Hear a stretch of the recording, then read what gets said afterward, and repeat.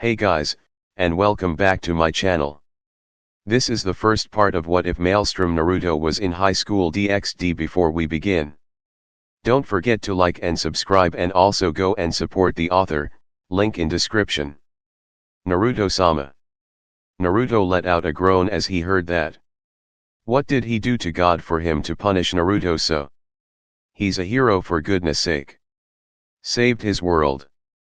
Sacrificed his life to kill Madara. So why has he been cursed with this horrible trio?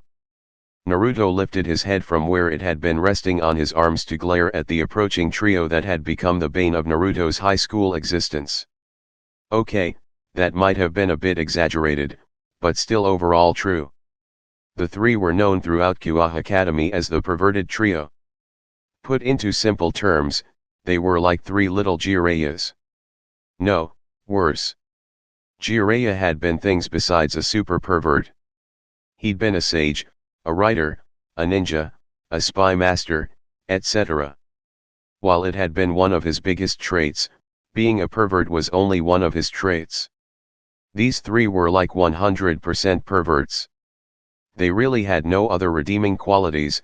Okay, that might be a little bit harsh. They aren't that bad. Their lives just seemed to revolve around perversion. The trio consisted of Matsuda, Motohama, and Issei. Matsuda was a former jock and sports star who apparently gave it all up in favor of his perversion, which made no sense to Naruto since girls loves guys who are good at sports. It's like putting down a sword to jump into a sword fight. Giving up your biggest weapon before it even starts. He was usually referred to as perverted baldy or sexual harassment paparazzi. He was also a self-proclaimed lolicon. Motohama was usually referred to as perverted glasses or 3 sizes scouter, due to his apparent ability to calculate a woman's 3 sizes just by looking. The final one was Issei Hyuta, who was pretty average. Besides his ridiculous libido and obsession with breasts, he was also the one Naruto preferred the most, if only because he seemed to scream about his perverse thoughts less. It was clear he had them, all the time, but he was less likely to announce it as shamelessly as Matsuda or Motohama. Motohama literally once screamed, "I'll rape all you girls in my mind." That's just creepy. Truthfully, Naruto could have overlooked their rampant perversion. He had a lot of experience dealing with perverts from his training trip with Jiraiya. No, it wasn't their perversion he didn't like. It was because they damn near fucked up his reputation within 10 minutes of him starting here. Naruto had started at Konoha Academy as a second year. It hadn't been Naruto's idea either.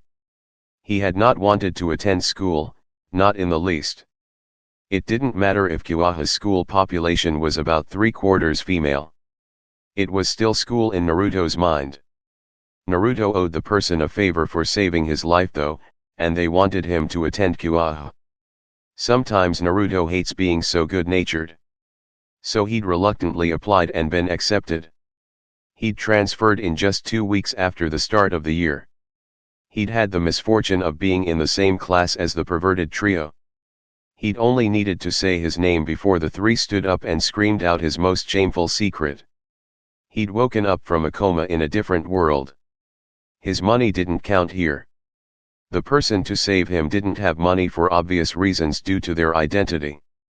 He'd needed money to pay for an apartment, food, school tuition, and other miscellaneous stuff in order to repay the person who saved him. So he published Ika Ika. He'd found a reputable publishing company and done it. He'd only had 2 of the series in the Sealing Scrolls that survived the journey over here. Even those 2 were only there because he forgot about them, since he hadn't liked the series enough to carry them all around on him. He wasn't Kakashi after all. Those 2 had still been worth enough for Naruto to live the next 10 years comfortably. It gave him bad karma though, which quickly came to bite him in the ass.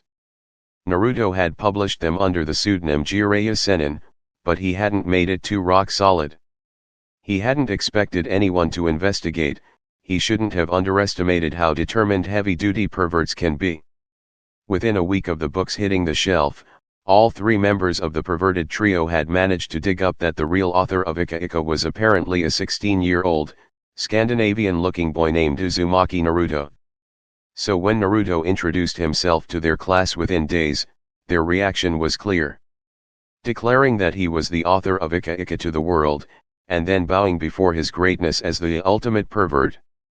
Kyoa Academy is like 70 to 80% female, so being referred to as the ultimate pervert by the three most perverted students in the school was quite possibly the worst way to start his school life in existence. No one believed him when he claimed that he had simply published books his godfather had written either. Apparently something about Naruto screamed pervert. It was thankful Naruto had thick skin. Yeah, he would have preferred being accepted as another average student in the beginning, but it wasn't like he was going to cry in a corner about his fellow students calling him names. He was Uzumaki fucking Naruto. He faced down Uchiha Madara when he was the Juubi Jinchuriki without fear. Call him names and he'll just laugh in your face before pranking your ass. In the end, Naruto viewed this as a similar, easier form of the Konoha he endured as a child. Just deal with everything, stay positive, stay true to himself, and eventually everyone's perceptions will change. He had absolute confidence in that. It proved true.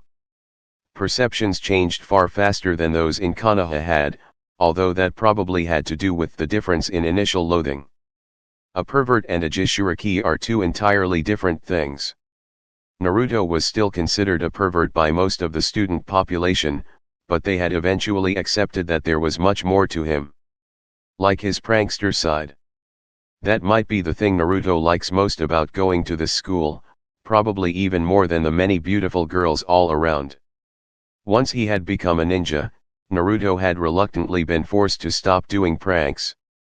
Something about professionalism and image. Now that he could once again prank to his heart's desire, well, it was like an early Christmas to Naruto. All Kyoa became his playground. He had to make sure to keep it safe and minimize the damage, except to people's pride, but that just made it more fun. No one was safe from him. He's even started pranking entire clubs at a time. Otherwise he'd sort of settled into the role of an ordinary student. His grades were below average, since Naruto had never been one for book work. Not to mention the Ninja Academy didn't quite teach them the stuff they learn here. So Naruto basically lacked the middle school education of this world. The only subject Naruto excelled in was physical education, for obvious reasons. Even in his weakened state, Naruto was in fantastic shape. Easily the most fit kid in the school. His social life was even better. Even if Naruto has been widely accepted as a pervert, he was charismatic enough that people generally can't hold it against him for long. It wasn't even a conscious thing. Naruto didn't consider himself smooth or charming, and thus didn't even try to be. He was just completely honest with himself, which had a certain charm to a lot of people who felt they had to hide parts of themselves. It also helped Naruto was probably one of the most empathetic and overall kind individuals in the world. Even his romantic life was pretty good, considering he was widely considered the most perverted kid in the school. He was even kind of popular with the girls. He was kind, funny, and caring. He also wasn't that bad looking. Girls weren't willing to drop their panties whenever he smiled, like a certain princely Bishounen at the school, but most would agree his looks were on the higher end of the spectrum. He apparently had the roguish, free spirit look to him. He hasn't had an official relationship, but he has had relations with a number of girls. What? Don't judge him. Naruto was a straight male. Not to mention he was a bit of a pervert. Being the apparent author of Ika also sort of doomed any desire for chastity he might have had. It was a turn-off for most girls, but there were the rare perverted females.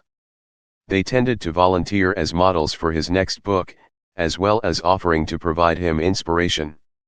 Once again, Naruto was straight. So he simply couldn't refuse offers like that. Ikakiryu was a regular, providing him inspiration once a week. Things snowballed from there since it quickly spread around the school that Naruto was a very, very accomplished lover. Seems plenty of high school girls don't mind the idea of starting a casual relationship with a person gifted in the bedroom arts as long as it remains on the down low. Totally awesome. Even Naruto couldn't deny that. Back to the perverted trio. The three seemed insisted on treating him like an icon. It was actually annoying. Not to mention they bothered him incessantly for dating advice or asking him to set them up with some girls. It was like they thought he owed them for outing him as the author of Ika Ika, or empathized with them due to their supposed similar personalities. Naruto just wanted them to leave him alone. He did not get his wish.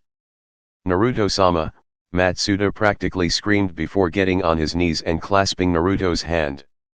He then continued, "As always, I give praise unto your name for the blessings you have bestowed upon this world. Yes, Ika Ika is truly the greatest blessing this world has ever seen. I worshipped your work all last night." Naruto just gave him a disgusted look. It grew even more disgusted when he looked at how Matsuda was clasping his hands. Naruto had no doubt of what those hands had been doing last night, and Naruto did not want them touching any part of him. Roughly ripping his hand away from Matsuda's, he then commented in irritation, "Great, now I need to wash my hand thoroughly, with industrial strength cleaning products. I don't care if my skin is burnt off. The very thought of where those hands have been is nauseating." His words sent Matsuda crying in the corner, but Motohama quickly filled in the gap by questioning with an intensely serious face more fit for one going to war, "Please, Naruto-sama. I know you have refused to answer 127 times before, but I must know. What is the current progress on the next Ika Ika? And what is the main theme?" Ika Ika journey included many different women, and a variety of sexual fetishes. It was aimed at everyone. Ika Ika Slave was an exploration of masochism, with the main character interacting with far fewer females. It was aimed at a smaller, but more devoted fan base. Can we expect a more wide-ranging book like Journey, or a more fetish-focused book like Slave? Naruto growled as he face-palmed. He asked this every day. Sometimes twice a day. Naruto was already ashamed he had finally caved into writing a third Ika Ika because of pressure by the publishers. He didn't need this type of pressure during the process of writing it. Writing porn was really hard. Especially since Naruto wasn't a pervert on the level of Jiraiya, who could get off on just about everything. Naruto couldn't even read Ika Ika Slave due to how much he dislikes the idea of being a masochist. It makes him nauseous just thinking about it. Naruto could only write stuff that fit with his own preference, which he was rather embarrassed to admit. The idea of people reading erotica that he wrote himself was even worse than people thinking he wrote the previous two. So Motohama bringing it up every day was just plain stressful. Stressful enough that Naruto kicked him away roughly before ordering, "Stop asking me this for the next 6 months and I'll tell you how far along I am." "Deal," Motohama replied instantly, completely uncaring of the footprint on his chest. Grunting, Naruto told him reluctantly, "I'm about a quarter of the way through. My deadline isn't for 6 months. Then it will probably take a month or two before it hits the shelves. 7 or 8 months. That's too long. Please, let me read what you have. I can give you expert advice on it," Motohama quickly declared as he grabbed Naruto's legs while crying pitifully. "Gah! Get off me, you perverted leech," Naruto grunted out as he tried to kick off the pervert, who proved Naruto's insult to him by sticking like a leech. Once Naruto finally managed to remove him, he said bluntly, "No way. The publisher is strict on me letting people read it before the release, not that I would have showed you anyway. And advice? You're still a virgin, so you certainly can't give me expert advice." With Motohama now joining Matsuda in the corner, Issei stepped up. Realizing Naruto didn't like them touching him, he just leaned close and informed him with a perverted leer, "Hey, Naruto-sama. We're going to go peep on the kendo club. With a match coming up, they're practicing during the lunch periods. It's a beautiful sight. Wanna join us?"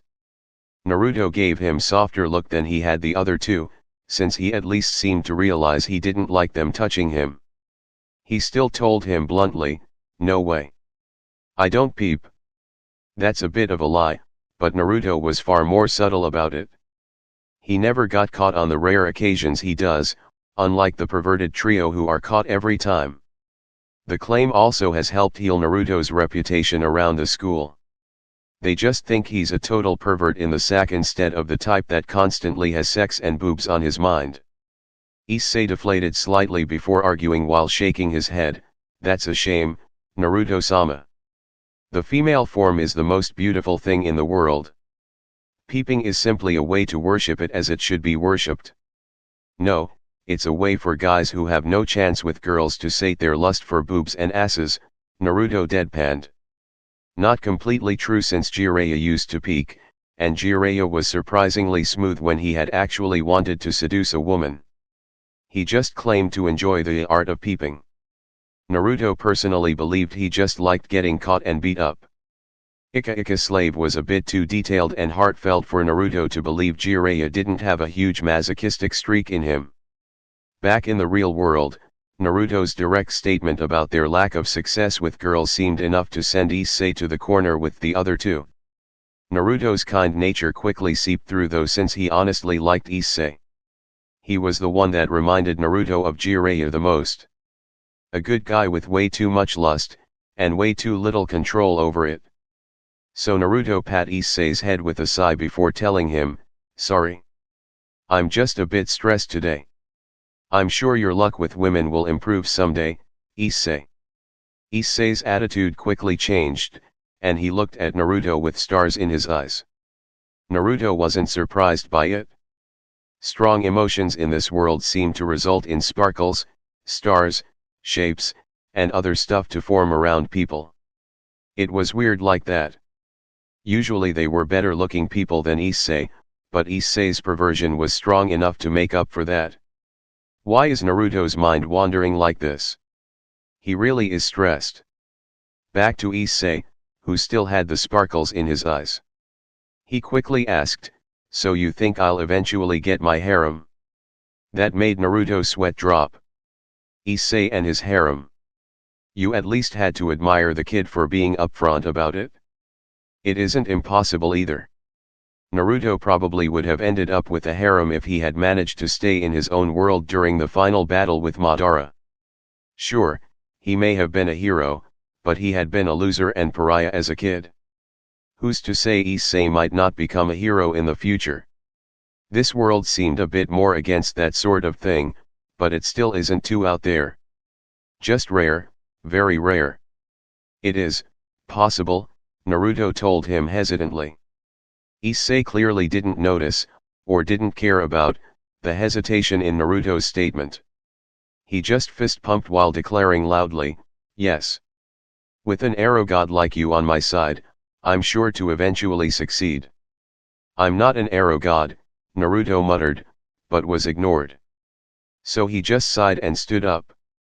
He then started stretching as he claimed, "There's another reason I can't peep with you." Issei looked at Naruto stretching before asking in resignation, "Who did you prank?" Naruto grinned before answering gleefully, "The football, soccer, club. They are also practicing during the lunch period since they have a match coming up. I put some press and stick photos of men posing naked on their sports balls. Permanent photos. That's just disgusting. You would have had to special order those." "What did you do? Search the web for pictures of naked men?" Issei questioned with a sweat drop. "Yep," Naruto answered without hesitation. Seeing the disgust on Issei's face, Naruto rolled his eyes before claiming, "Oh, grow up. They're just dicks. You see one every time you go to the bathroom. I'm confident in my sexuality, and confident with what I was born with. Very confident in the latter. I don't need to shy away from seeing a naked man for my own self-esteem. Hey. I'm confident in my sexuality and tool too," Issei announced, clearly insulted by Naruto's insinuation. He then finished while shivering, "It's not lacking confidence. It's disgust. Men are just plain disgusting to look at. True that, Naruto admitted, acknowledging that point. He then continued, but plenty in life is distasteful to do. Just bear with it like when you eat your veggies. Tilting his head slightly, Naruto commented, EDA, 14 seconds. Time to go. Naruto moved to the window and opened it. He then jumped out, uncaring of the fact that they were on the second floor. No one else in the class reacted either. Naruto's preferred method of leaving the class was using the window. It was like his interactions with the perverted trio. Just an everyday occurrence to the class. Although the short topic of naked men and dicks today had made a few of the girls blush. They also didn't react when seconds after Naruto left, they heard the sound of a large group running towards them. Naruto had great hearing, so he always knew when people were approaching. When a pissed-off football club opened the door roughly, everyone in the class pointed at the window and announced in unison, "Jumped out the window." The football club immediately turned and moved to start the chase that inevitably followed one of Naruto's pranks. 10 minutes later Naruto was cackling like a maniac. Partly due to his own amusement. His main pranks against a club were meant to make them chase him, but he was more than willing to do several smaller pranks during the chase itself. That includes trip lines, paintballs, stink pellets, even a few acid pellets designed to eat away clothes. Watching the football club grow even more annoyed throughout the chase was hilarious. Mainly the cackle was for the entertainment of the spectators watching the chase though. If you're going to be chased throughout the entire school, you might as well make it entertaining. Needless to say, watching 50 kids in various states of dishevelment, from dissolved portions of clothing, covered in pink, orange, and yellow paint, and stinking like a sewer, all chasing after a single kid cackling like an insane character from an anime was an interesting spectacle. It never failed to make the surrounding students laugh, especially since Naruto had a tendency to mix it up. The videos of the billiards club with their heads shaved and painted to look like billiards balls, the karate club in chicken suits, and the art club painted like clowns still circulated among the students. Yeah, everyone was eventually a victim of Naruto's pranks, but 99% of the time you just got to laugh at the other victims. It spiced up the school life. Or at least Naruto claimed that. The chase eventually entered one of the many buildings comprising Kyoa Academy. Naruto was fully entertained by this point, and calling back taunts to the tiring pursuers. Even without numbering him by 50-1, they still couldn't catch him. Naruto was too fast and agile. At least the numbers made it fun for Naruto. So he barely reacted in time when he turned the corner. Sensing two people right in his way, Naruto pulled off a desperate spin. He felt his skin run along the uniform of the closer one, but successfully managed to avoid colliding with her. Oh yeah, Uzumaki. That was totally awesome. His self-praise was abruptly ended when one of his feet slipped and he face-planted on the ground. Naruto had always been a rather clumsy person. Even when he became a bona fide badass he was far from the most graceful ninja. Apparently trying to pull off a spin at full speed at the last moment was a bit beyond his current abilities. He just lay there for a second as he silently bemoaned his mistake. Yeah, real smooth. It wouldn't be Naruto though if he didn't immediately bounce back. Within a second he jumped to his feet. He paused for a second as he grasped his spinning head, since he had face-planted rather hard. "Are you okay, Uzumaki-san?" a voice asked as he was trying to recover from his possible concussion. "Yeah, I'm good. I'm pretty durable. Just give me a second," Naruto muttered. He finally recovered enough to open his eyes to look upon the person he had avoided running into. The first thing he saw was red. Acting without a moment of thought, Naruto stepped forward and grabbed a strand of the crimson red hair. He then looked the girl in the face and commented with a wide smile, "Wow! Your hair is such a beautiful color." Rias Gremory just blinked. She didn't mind that he'd intruded on her personal space and grabbed some of her hair, since she didn't much care for such things. It was his words that surprised her. She'd never heard that before.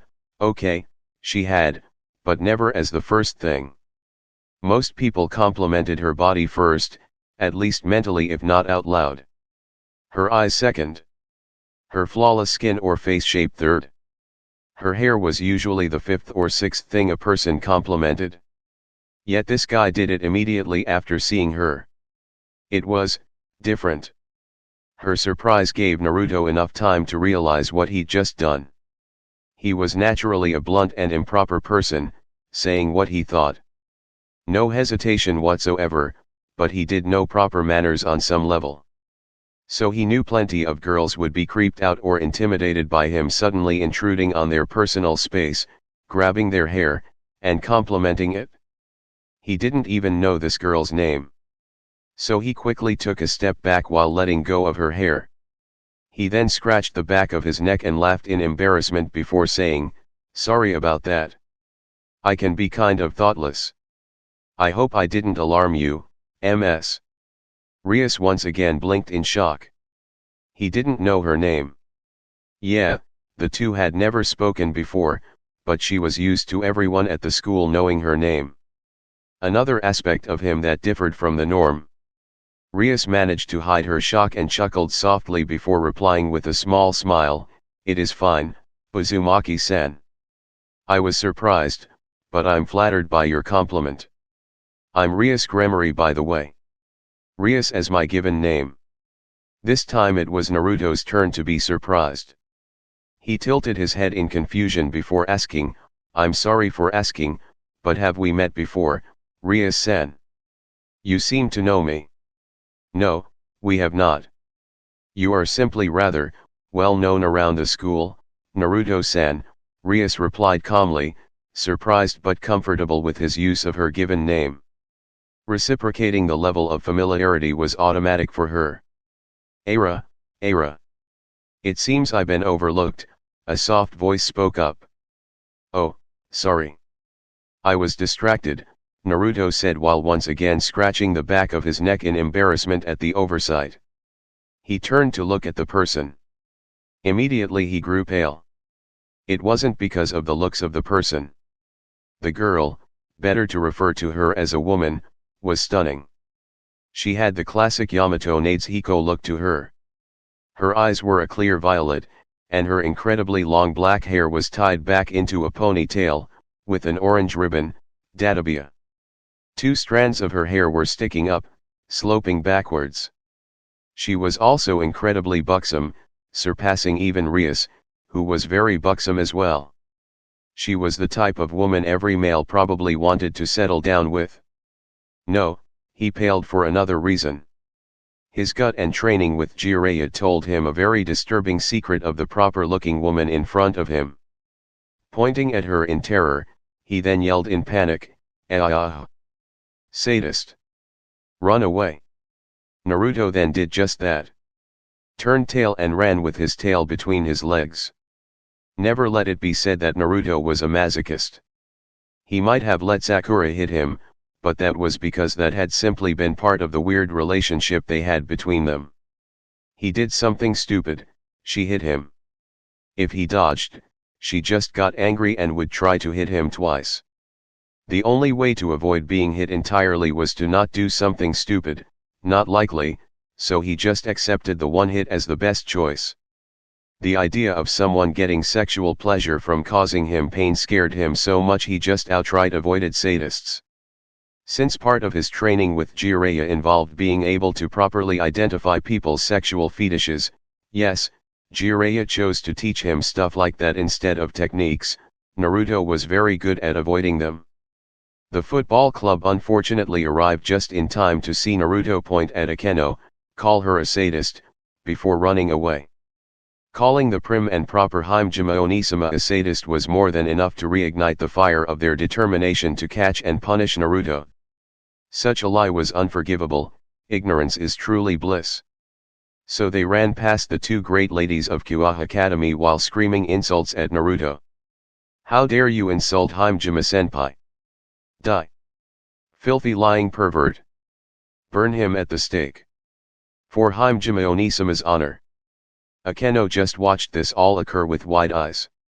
Needless to say, she had never had a guy run away from her before like that. Usually they bowed in worship when she smiled. Too bad. She liked his book, Ika Ika Slave. Seems there is some truth to his apparent claim to not being the original writer. No one capable of writing a book about masochism so well would run from a sadist with such fear. Yufufu, seems someone got a perfect measure of your heart with just one look, Akeno, Rias commented with an amused smile. Akeno just smiled as she replied calmly, I am offended, Baku. I am not only a sadist, I am also a masochist. Rias just sweat dropped before suggesting, you say that, but you always seem on S mode. Even I've never seen your M side. But, Baku, you already cover the masochist base in our club. Doubling up is a waste. So I have no choice but to cover the sadist base, Akeno claimed with a wide smile. She then put her cheek in her hand and sighed before adding in an exaggeratedly sad voice, I'm such a good friend to my king that I have no choice but to take incredible pleasure in the pain of our enemies. Oh, woe is me. Rias just sweat dropped again before muttering, you always say that, but I'm not a masochist. Yes you are. My sadist senses always tingle around you, Baku, Akeno retorted immediately. That caused Rias to shiver. Akeno had always openly claimed to not care about gender. As long as they feel pain. She did not know what to think when Akeno says stuff like that. Rias' mood took a 180 after that. Straightening, she grew serious before asking, so that is Uzumaki Naruto. Never met him face to face before. You felt it too, right? Yes, Akeno answered, matching her king's seriousness. She then continued, his magic reserves are above average, for a human. We've known that for a time. Rias just thought for a few seconds before asking, what else do we know about him? Akeno shrugged at her king's curiosity before reciting from memory, Uzumaki Naruto, 17 years old. Blonde hair. Blue eyes. Considered good looking. Just under 6 feet tall. Looks Scandinavian despite his Japanese name. Orphan. Second year. Transferred in 2 weeks after the start of the year. Below average grades. Incredibly physical fitness. Writer of the Ika Ika erotic novels.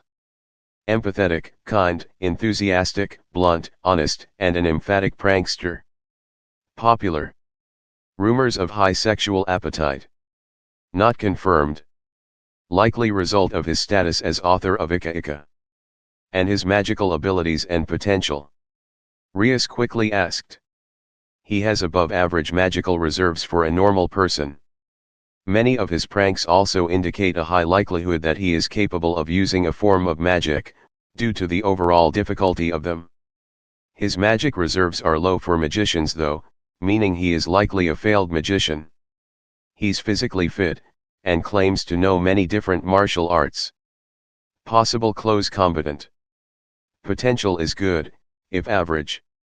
Likely a long-term project. Little short-term potential. No sacred gear, Akeno explained easily. That's a shame, Rias stated with a sigh. He seems a decent candidate for a peerage if one has time to properly nurture him, but she doesn't have that sort of time. She needs someone capable of being an asset within a few months. Seems Issei is still her only real hope.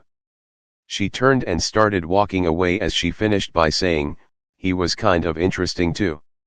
Not bad looking either.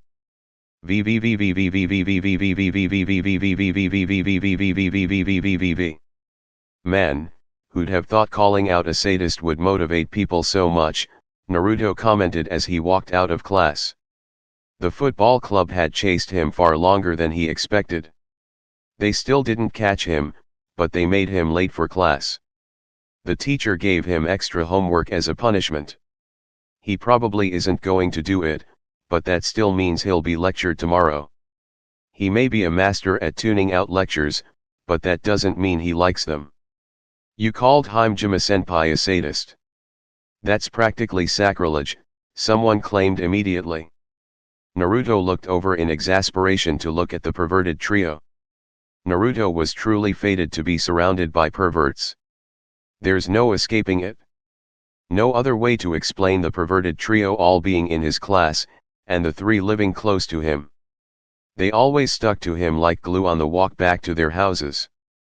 Naruto finally just shook his head before asking, Hime, huh? That's her name. I ran away before I got her name because of the whole, sadist thing she's got going on. Yes, that goddess's name is Hime Akeno. One of the two great ladies of Kyoa Academy. Beautiful, elegant, and gentle. She is a perfect Japanese beauty, Motohama explained passionately. He then turned to Naruto with an anger he never used before when talking to Naruto. Apparently his love of Akeno surpasses his worship of Naruto. To have that gentle and demure beauty be called a sadist is the ultimate insult. It insults the entire Yamato Nadeshiko ideology. She is though. I know a sadist when I see one, and she is a serious sadist, Naruto asserted stubbornly.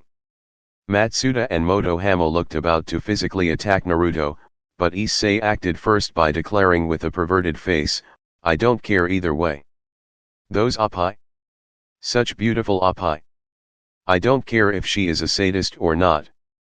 I would face death itself if those magnificent oppai were the reward. Matsuda and Motohama looked thoughtful for a few moments before gaining equally perverted faces. Matsuda quickly said, that's true. Akeno-senpai is totally worth any cost. It would be like Ika slave. Plus, the idea of Akeno-senpai in a leather SM outfit, shiver, amazing. Naruto just looked at the trio in disgust. True, the trio had raved about Ika slave, so they were into that sort of thing, but Naruto could tell they could get off on anything if it meant a beautiful girl. He could stand perverts, but that sort of thing was just ridiculous to him. People have standards and preferences. It's just a matter of pride. These three just lacked any whatsoever. Naruto looked up into the sky and flipped the bird at it. This was just cruel, sticking Naruto with these three. If this was payback for creating the sexy jutsu, then he'd long since paid his due with Jiraiya. Now it was just someone up there laughing their ass off. Hyudo Issei, a voice interrupted. Naruto looked towards the person. His eyebrows immediately rose up when he recognized the person. It was a girl their age. Her black hair was in a bob cut, and her eyes were a violet color. She also had a pair of red glasses on. She was a bit on the short side, with a rather petite figure. He recognized her. Sauna Shidori, the student council president. She was the one responsible with issuing him punishments for his many pranks. Issei looked baffled that she had asked for him. Bewildered, he looked around before pointing to himself questioningly. She nodded before saying, yes, I mean you, Hyudo-san. I need to talk to you. Issei's mouth opened and closed several times in confusion, forcing Naruto to act. Moving forward, he lightly shoved Issei forward. He then grabbed the back of Matsuda and Motohama's shirts and started pulling the two struggling boys away while telling Sauna, sure you can. Not like he has anything better to do. Sauna's eyes turned sharp when she acknowledged Naruto. He chuckled awkwardly. She had never forgiven him for when he pranked the student council. Okay, it might have been a slightly inappropriate prank, maybe a bit of a perverted one, but it was to be expected. She was the one to punish him for his pranks most of the time, it was only natural that the student council would get the worst prank. Knowing he was unwanted, he started walking away. Matsuda and Motohama being pulled along. What the hell? Why is the Sauna Shidori talking to Issei? Unfair. Matsuda declared while struggling against Naruto. Just shut up. Issei was clearly just as shocked as you two. Now be good friends and be happy that a girl is willingly talking to him, Naruto ordered with a sigh. This is messed up. Sauna Kaiko is one of the most popular girls in school. Why is she talking to Issei? Don't tell me. A confession? Motohama asked in disbelief. Naruto rolled his eyes and just continued walking away. He doubted it was a confession. Not only was Issei not the type for girls to like, but Sauna wasn't the type to do something like that. Her eyes had also been cold, calculating. Naruto hadn't sensed an malicious intent towards Issei either. So she wasn't punishing him for anything. In conclusion, she probably has some business with Issei. More boring than a confession, but anything that gives Issei more experience with woman is a good thing in Naruto's mind. He'll just have to ask Issei tomorrow about it.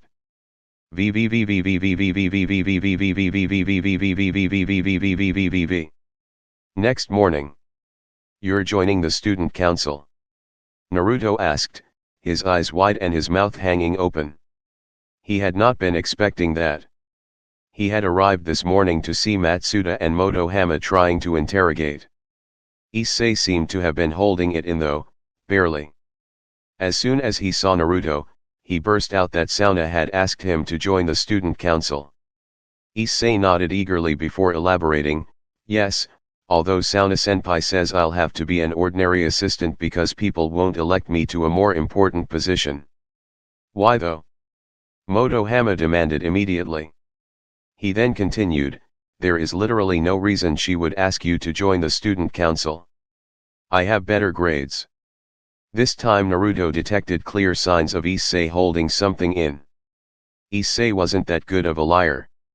So there were many tells when Issei looked away and answered hesitantly, Sauna-senpai says I have a lot more potential than it appears. She says that joining the student council will teach me discipline, and she can help me study. The other two clearly bought it. Matsuda crossed his arms as he declared stiffly, don't see why you accepted then. Sounds like a drag. It will cut into your peeping time. Oh, there are certainly benefits, Issei claimed slyly. Looking around like he was trying to be subtle, he then leaned forward and continued, let's just say this brings me one step closer to my harem. While Matsuda and Motohama recoiled in shock, Naruto just raised an eyebrow before questioning, does this have to do with the fact that the entire student council is female? Issei laughed uncomfortably while shifting before claiming, yeah, that's it. Being around all those girls all the time is a good step, right?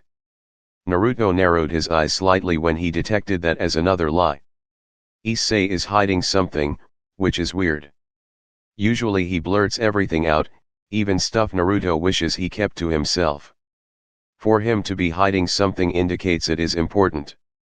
And why is Issei shying away from the sun? He keeps raising his arm to try and block the rising sun's rays from getting in his eyes. He also seems tired. Deciding to put away those thoughts, Naruto just put a hand on Issei's head. He then ruffled his hair before commenting, don't really know what's going on, but you seem happy about it. That's good enough for me. Good luck with the student council. Issei grinned happily at Naruto's approval and acceptance. Not surprising since he did honestly idolize Naruto to a rather disturbing degree. Any further attempts by Matsuda and Motohama to interrogate Issei were cut off by the teacher coming in to start class.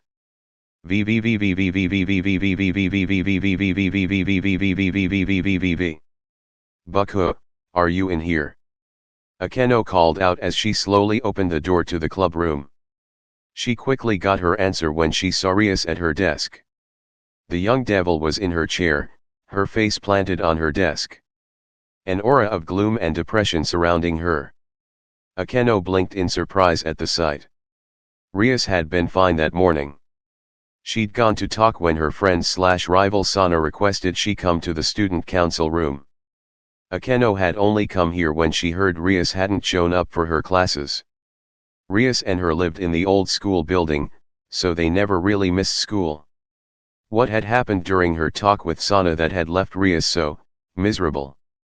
Moving forward, Akeno touched Rias' shoulder before asking gently, Rias, what happened? Her use of her name instead of her title showed how concerned Akeno was. Rias eventually said something, but it was nonsensical because her face was still pressed against her desk. Akeno's sweat dropped before asking, "Can you repeat that?" Rias slowly lifted her head to show a despairing face. She then informed her queen, "Sana made Issei part of her peerage last night." "What?" Akeno asked in shock and dismay.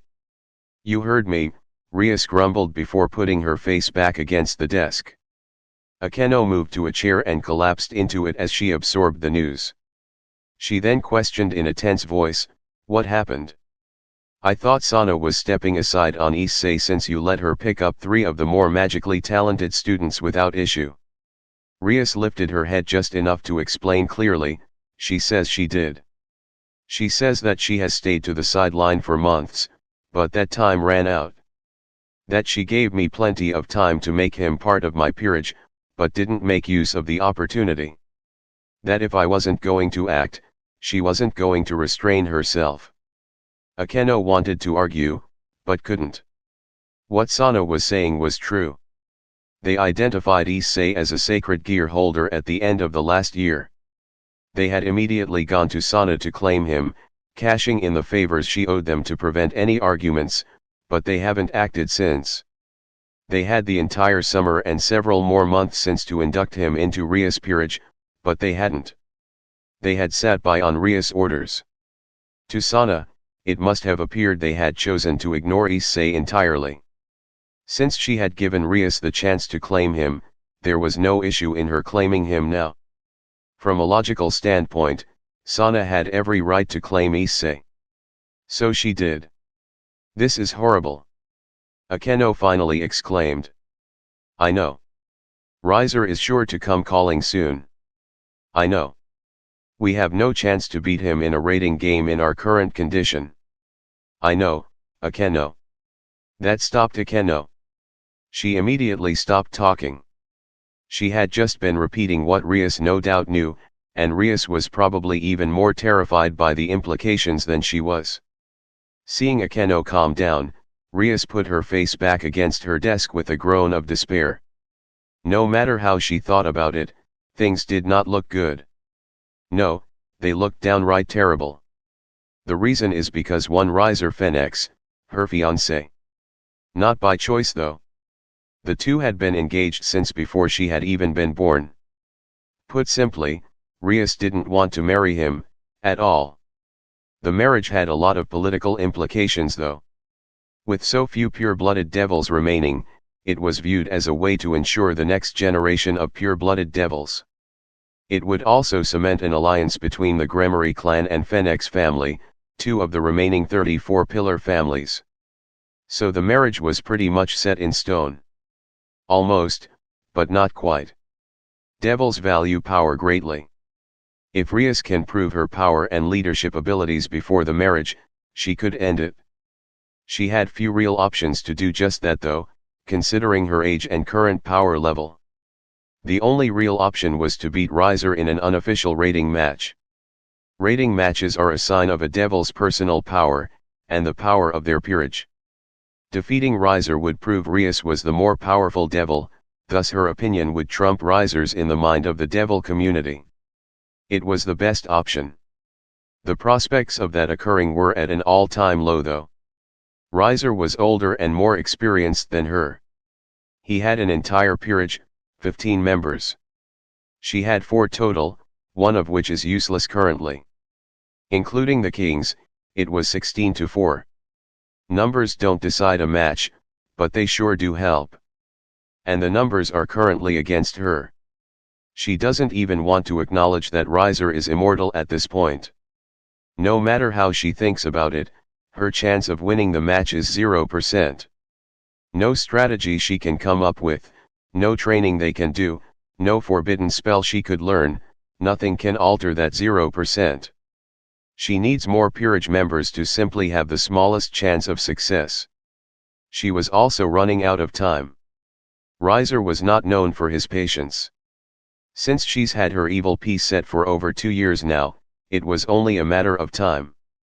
Riser was going to run out of patience. He'd then pressure his father, who would pressure her father, who would then pressure her to have the marriage occur. Her brother had recently warned her Riser was tired of waiting. He was starting to complain to his father.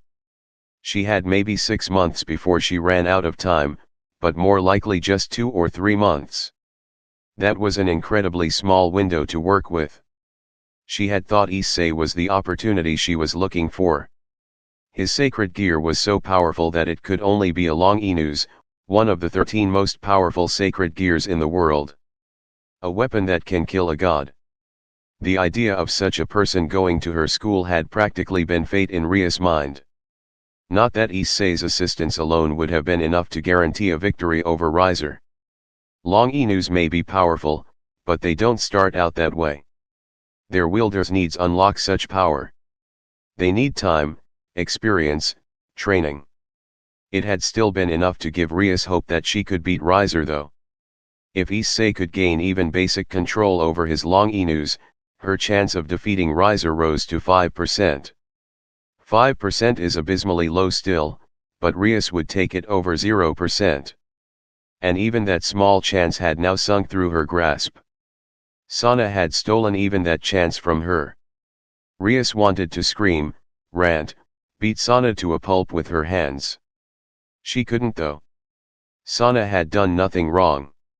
She was simply a scapegoat for Rias to blame for her own failure. She finally grumbled out, being patient and waiting seems to have come to bite me in the ass. Akeno somehow managed to hear, and couldn't help but ask, why did we wait? I mean, we've known about Issei for half a year. Why did you order us to wait? Rias looked nervous and embarrassed.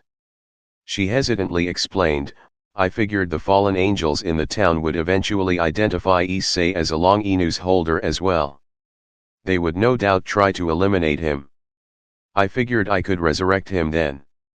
Akeno's eyebrows raised before she replied in a sly, but slightly disbelieving, voice, Era. Was Baku being manipulative? Planning to use someone's death as a way to ensure their loyalty? Rias' head shot up and she quickly retorted, no. That isn't what I meant. Then what did you mean? Akeno immediately asked, confused by her king's unusually flustered behavior. She was also slightly glad Rias hadn't been trying to manipulate Issei. Rias had secured her entire current peerage by saving their lives, herself included. If she showed she was willing to let prospective peerage candidates walk to their deaths in order to gain their loyalty, it would cast a ray of suspicion on how she gained any of them. Rias once again showed clear hesitation in answering. After a few seconds of stammering, she looked away as she whispered while blushing heavily, it would have been awkward. Akeno blinked, having caught her words. She just didn't understand them. She quickly asked, what do you mean? Rias very clearly gathered up her courage before clarifying while blushing more than Akeno had ever seen, it would have been awkward to explain to Issei about everything. All of you already knew about the supernatural before joining my peerage. I didn't really know how to explain to someone completely ignorant. So I figured the shock of finding out about fallen angels and being reincarnated would make it easier. Akeno just gaped. After nearly a minute just sitting there in disbelief, she managed to say softly, so the reason we waited for 6 months, the reason we lost a Long Inu's user, is because you thought it would be awkward to explain the supernatural to him. Yes. Idiot. I know. Like seriously. You are an idiot. I know. Like the most idiotic thing you have ever done. I know. You might have just made the biggest, and most idiotic, mistake of your entire life. I know, okay. Rias screamed, tears now gathering in her eyes. She then spun to look out the window, turning her back to Akeno. That quickly stopped any anger Akeno might have been feeling. Anything she was feeling, Rias was probably feeling twice as bad. This mistake might very well force Rias to marry Riser, who is well known for treating his peerage like a harem. Akeno would have to follow Rias in such a case, but Riser would have no right to touch her. Rias was not so lucky. She'd be his wife. Akeno couldn't help herself from sighing though. The pure imbecilic quality of Rias' reason to not approach Issei earlier was just too much. Rias was outgoing, had no shame, was friendly, and charming. To find she had been nervous about explaining the supernatural to Issei was something Akeno hadn't ever even considered. Thinking on it, she can see a bit why. Rias, and the entire Gremory family, consider their peerage to be their family. Trying to make the process of introducing a new member as smooth as possible was likely something she hadn't even needed to think about. It was automatic. The possibility of Issei rejecting her or entering denial, which is always possible when telling normal humans about the supernatural, had likely been a nightmare scenario for her. So she instead was willing to wait months in order to optimize the chance of such a thing not happening. Still didn't make it any less stupid though. Approaching Rias back, Akeno laid a comforting hand on her shoulder before saying, "It's okay, Rias. I won't lie and say what you did wasn't stupid, but everyone is stupid once in a while. No need to beat yourself up over it. I may have just lost my only chance to marry a person I love because I was shy. That's a good reason to beat myself up about," Rias whispered, no doubt holding back tears. Akeno really didn't know how to respond to that, so she just hugged Rias softly. The best she could do was try and show Rias she was there for her, no matter how bad things look. After a few moments of this, Rias asked, "What should I do, Akeno?" Akeno blinked in shock before asking, "You're asking me? I don't see why not. I've done a pretty good job of botching things up. I'm a complete failure as a king. If you asked me 2 years ago, I would have declared confidently that most of my peerage would have been filled by this point. That they'd all be well trained and powerful, ready to defeat Riser. Instead I have, this," Rias stated in a bitter voice. She then gave a weak laugh, cracking halfway through due to her emotion. Akeno decided to ignore the possible insult. She knew Rias didn't mean it like that. Rias considered all of them her family, and loved them. It was the idea that she only had 4 peerage members, one that had to be sealed away for his own safety. Considering she had been preparing and planning for 2 years to eventually face Riser, her efforts have not borne much fruit. After a few seconds of weak sobs, Rias recovered enough to finish, "Seems like anyone can do better than me right now, and you are way better than a random person. So I don't see why not." Akeno nodded gravely. Rias had always been certain in her abilities, but this seems to have created a crack in her usual confidence. A crack that had likely been forming for months as the deadline with Riser approached. This incident was the last straw. So now she's looking around her for help, which is actually good. She's not giving up or trying to stand by herself.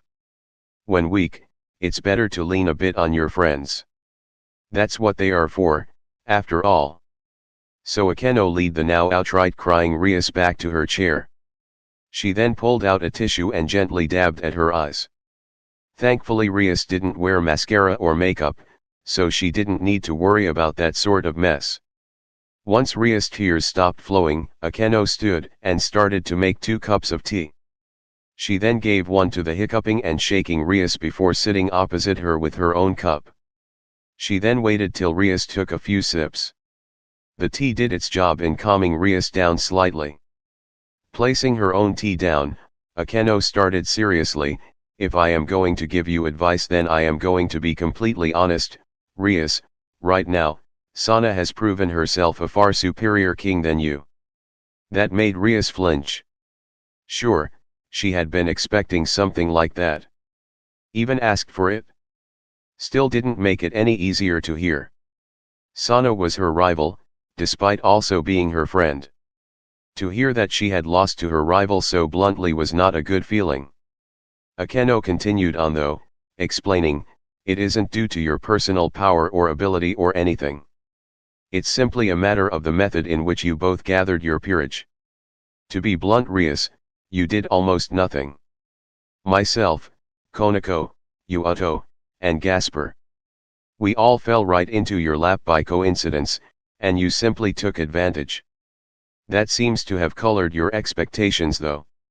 You have been waiting for it to happen again. For a sacred gear holder, yokai, devil, or whatever to fall into your lap. Even Issei. You knew about him, but it wasn't enough for him to go to our school. You wanted some perfect event. For him to be killed by the fallen angels, and you come to the rescue. You have been waiting for some big opportunity to fall into your lap. Now let's think about how Sana went about gathering a peerage. She didn't wait. She carefully evaluated the students in this school who had magical potential. She then recruited the ones with the most, resolving to train them up over time. She didn't wait for already competent candidates to appear. She calculated who could eventually become a competent peerage member, and then set about making them achieve that potential. While you waited for opportunities to appear, she actively worked to create her own opportunities. Thinking about it, her choice to recruit Issei was not only logical, but expected. To her, your choice to wait for a better opportunity to recruit him must have been infuriating. In her mind, if you weren't going to take advantage of this opportunity, she might as well. That she waited 6 months is actually the unexpected part. I would have guessed she'd have only given you half that time. So the answer to your earlier question about what you should do. You need to change your method, Rias. You can't wait for some hero or savior to appear. You have to work at improving your peerage. Put in a true effort, Akeno declared bluntly. She then elaborated, we'll use our familiars to scout out any possible talent. Anyone that has above average magical potential. 3 of our familiars in the school, and 1 searching the city for any sacred gear users or supernatural creatures. We review them all, and make a decision. We then recruit them. No delay. Rias nodded, but still argued, we don't have long before our match with Riser. We don't have time to properly train someone from scratch. We should focus on finding sacred gear users or those already with a proficient fighting level that are in the city. Didn't you listen to anything I just said, Rias? Akeno chastised with a frown. She then explained, there aren't any of those. Or so few, the chances of us finding them are low. Do you know why we were sent to this school, besides to fit in? It's because this is the place most likely to have sacred gear holders in this entire city. They don't last long, Rias. They are either killed, or recruited by someone. Don't expect to find some random, middle-aged shopkeeper with a sacred gear. Stop expecting someone like that to appear. We have no choice but to look for less appealing options. Rias lowered her head slightly at the brutal summarization. She still managed to comment, I just don't think we have enough time to train a regular person to the point they'd be useful. Then I'll whip them into shape if I have to, Akeno claimed with a scary look on her face, for once not thinking of receiving pleasure at such an action. She then added, we don't need them truly powerful. Not to the level of Yuuto or Konako. As long as they are semi-competent, they'll fill up our numbers. The less Risers peerage outnumber us, the better our chances. Our current members will just have to fill the gap in skill and experience. Rias still wasn't sure, but finally gave her assent. Even if the chance of such a plan succeeding were low, it might be her only chance. A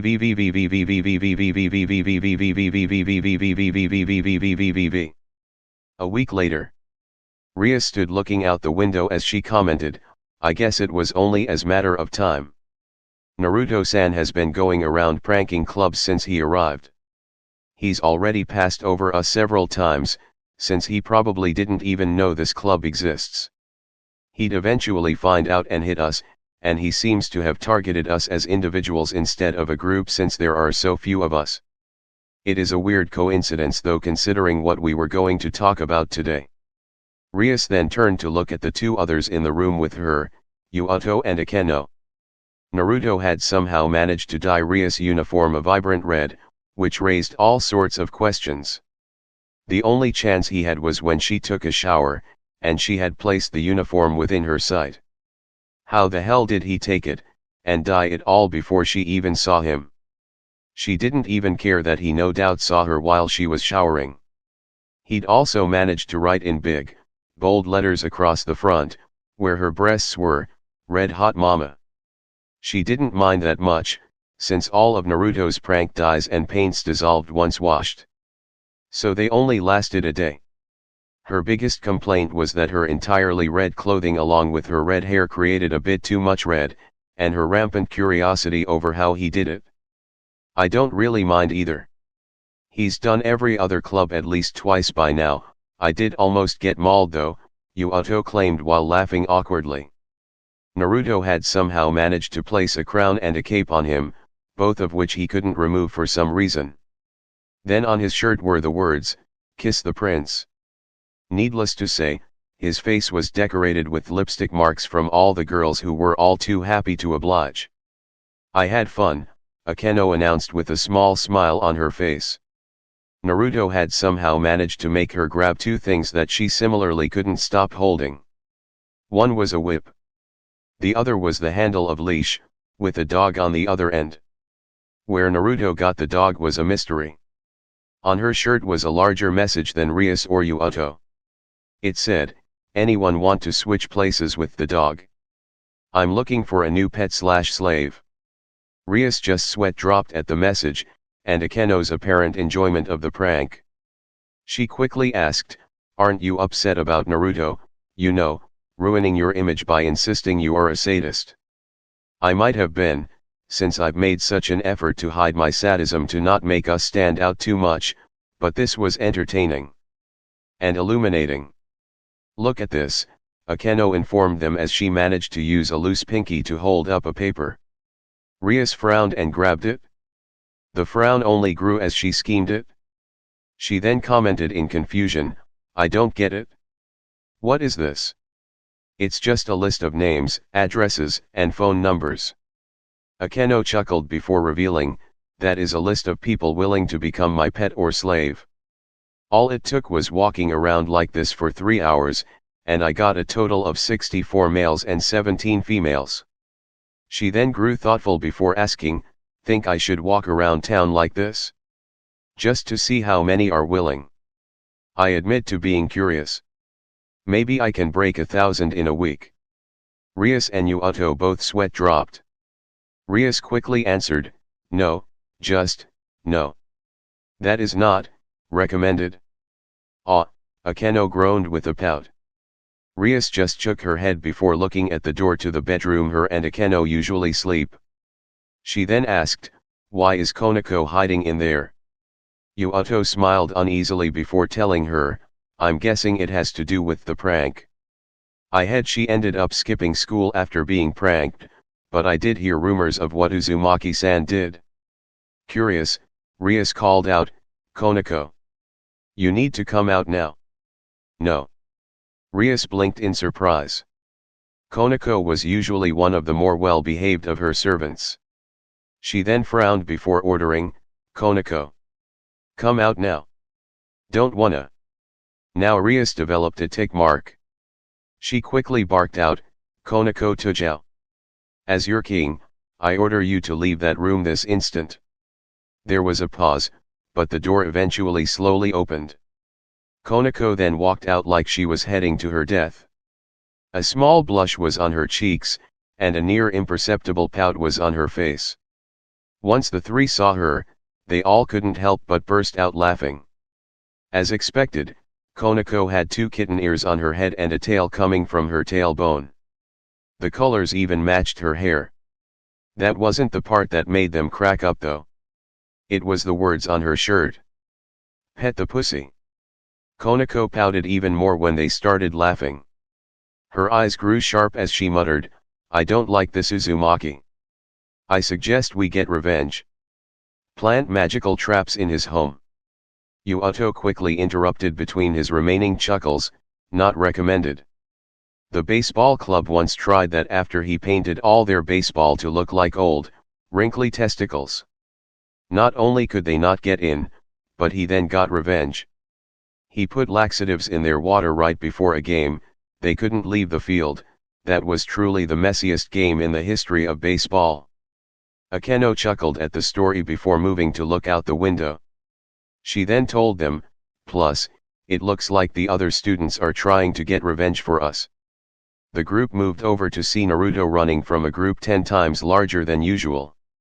Apparently pranking the two great ladies of Kyoa Academy, the school prince, and the person who many consider to be the school mascot was too much for many of the students. He was still cackling like a maniac though, so it was doubtful they'd catch him. The fact that he could successfully evade several hundred students chasing him at once is rather impressive though. Rias just sighed before announcing, "Okay, that's enough of that. We need to focus on what the topic of today's meeting is supposed to be about." The group grew serious and all moved their usual spots. Konako on the couch, Yuato beside her, Rias in her chair, and Akeno just behind Rias. Rias leaned forward and picked up a small pile of folders that were on her desk. She then told them, "You no doubt realize all this, but I'll reiterate. Hyudo Issei became a part of Sana's peerage roughly a week ago. So we have switched to a different method of gaining allies that Akeno recommended to me. Our familiars have been busy scouting out the potential in our school, with one focusing on the rest of the city. The results were discouraging." She indicated the file before continuing, "In our school we have 4 individuals who appear to have a potential high enough to even consider. In the city, we found none. Of the 4, only one has a good chance of being sufficiently powerful in time for the rating match against Riser. Uzumaki Naruto." Opinions. The group was slightly surprised by her asking for their opinions, but quickly adjusted. They each took one of the folders to read it. Yuato was the first to speak by commenting, his magic reserve seemed to be growing rapidly. While still nothing to be overly impressed by, they are 45% higher than our estimates were when we first noticed him a month ago. High rate of growth. His physical stats are very impressive. His stealth and trapping skills are exemplary based on his pranks. Also indicates he probably knows a form of magic. His personality is also agreeable, despite his fondness for pranks. Nothing we can't deal with. I say we go for it. Konako soon added simply, "Don't like his pranks, but little choice." Yes. Akeno thought for several moments before declaring with a firm nod, "We need help. Naruto seems the best choice at this point." My answer is obvious. Rias just sighed before stating, "Then it is unanimous. Yuato, bring him here after school tomorrow. We'll talk to him then."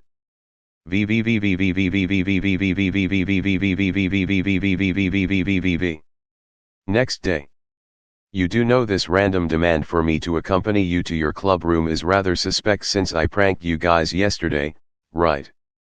Yuato just sweat dropped at Naruto's comment. The renowned prankster of Kyoa sure did not make it easy. In fact, he seems to have gone out of his way to make it difficult for him. Apparently Naruto was the kind of person that if someone told him to go right, he would go left just to spite them. Basically, he really didn't like being told what to do. Yuato demanding, if in a very polite way, Naruto to follow him counted as such. Yuato had to deal with Naruto randomly disappearing on him, talking about inane things, and voicing his reluctance to go visit the occult research club. Naruto even subtle managed to guide Yuato into the girls' locker room. That had not been pretty for Yuato, and had left Yuato baffled on how the bloody hell Naruto had managed it. What would ordinarily have been a 5-minute walk had turned into a 40-minute struggle. Yuato had not come out of it unscathed. His clothes were torn, his face was once again covered in lipstick prints, his hair was frazzled, and his eyes were fixed on Naruto with a manic intensity. He was not going to allow Naruto to disappear on him again. Overall Yuato was a step away from cracking. 40 minutes dealing with an annoyed Naruto had left his sanity frayed. Sighing, Yuato told him in his best reassuring tone, "Don't worry. We don't care about your pranks. Okay, maybe Konako does, but only her. Naruto didn't seem very reassured. He just raised an eyebrow at the shorter blonde before informing him, "Okay, but I'll still warn you.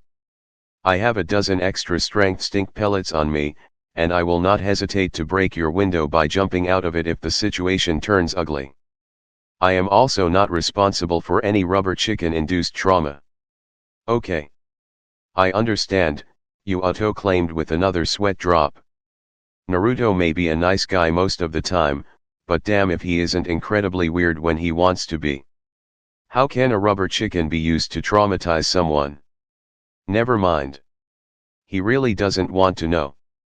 Naruto stepped in without hesitation when Yuato opened the door. He may have made it troublesome for him, but Naruto at least had to respect how determined Yuato was to bring him here. Must mean something serious. Probably revenge for his prank, despite Yuato's reassurances. Naruto wasn't worried though. He had 3 rubber chickens on him right now, and he knew how to use them. Naruto quickly scanned the room. The Occult Research Club's room was pretty large, decorated in a style Naruto had briefly been told about. Victory or Victoria style or something. He can't remember. It was a wood-paneled room a bit different than the traditional Japanese work Naruto is more used to. The room was also lighted by candles instead of electric lights, giving the room a darker or more mysterious feel to it. The main seating arrangements revolved around 2 couches on either side of a decent-sized table.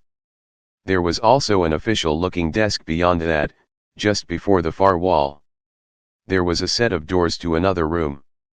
In the far corner was what looked to be a shower. Okay. Kind of weird, but Naruto isn't a person that can criticize other people for being weird.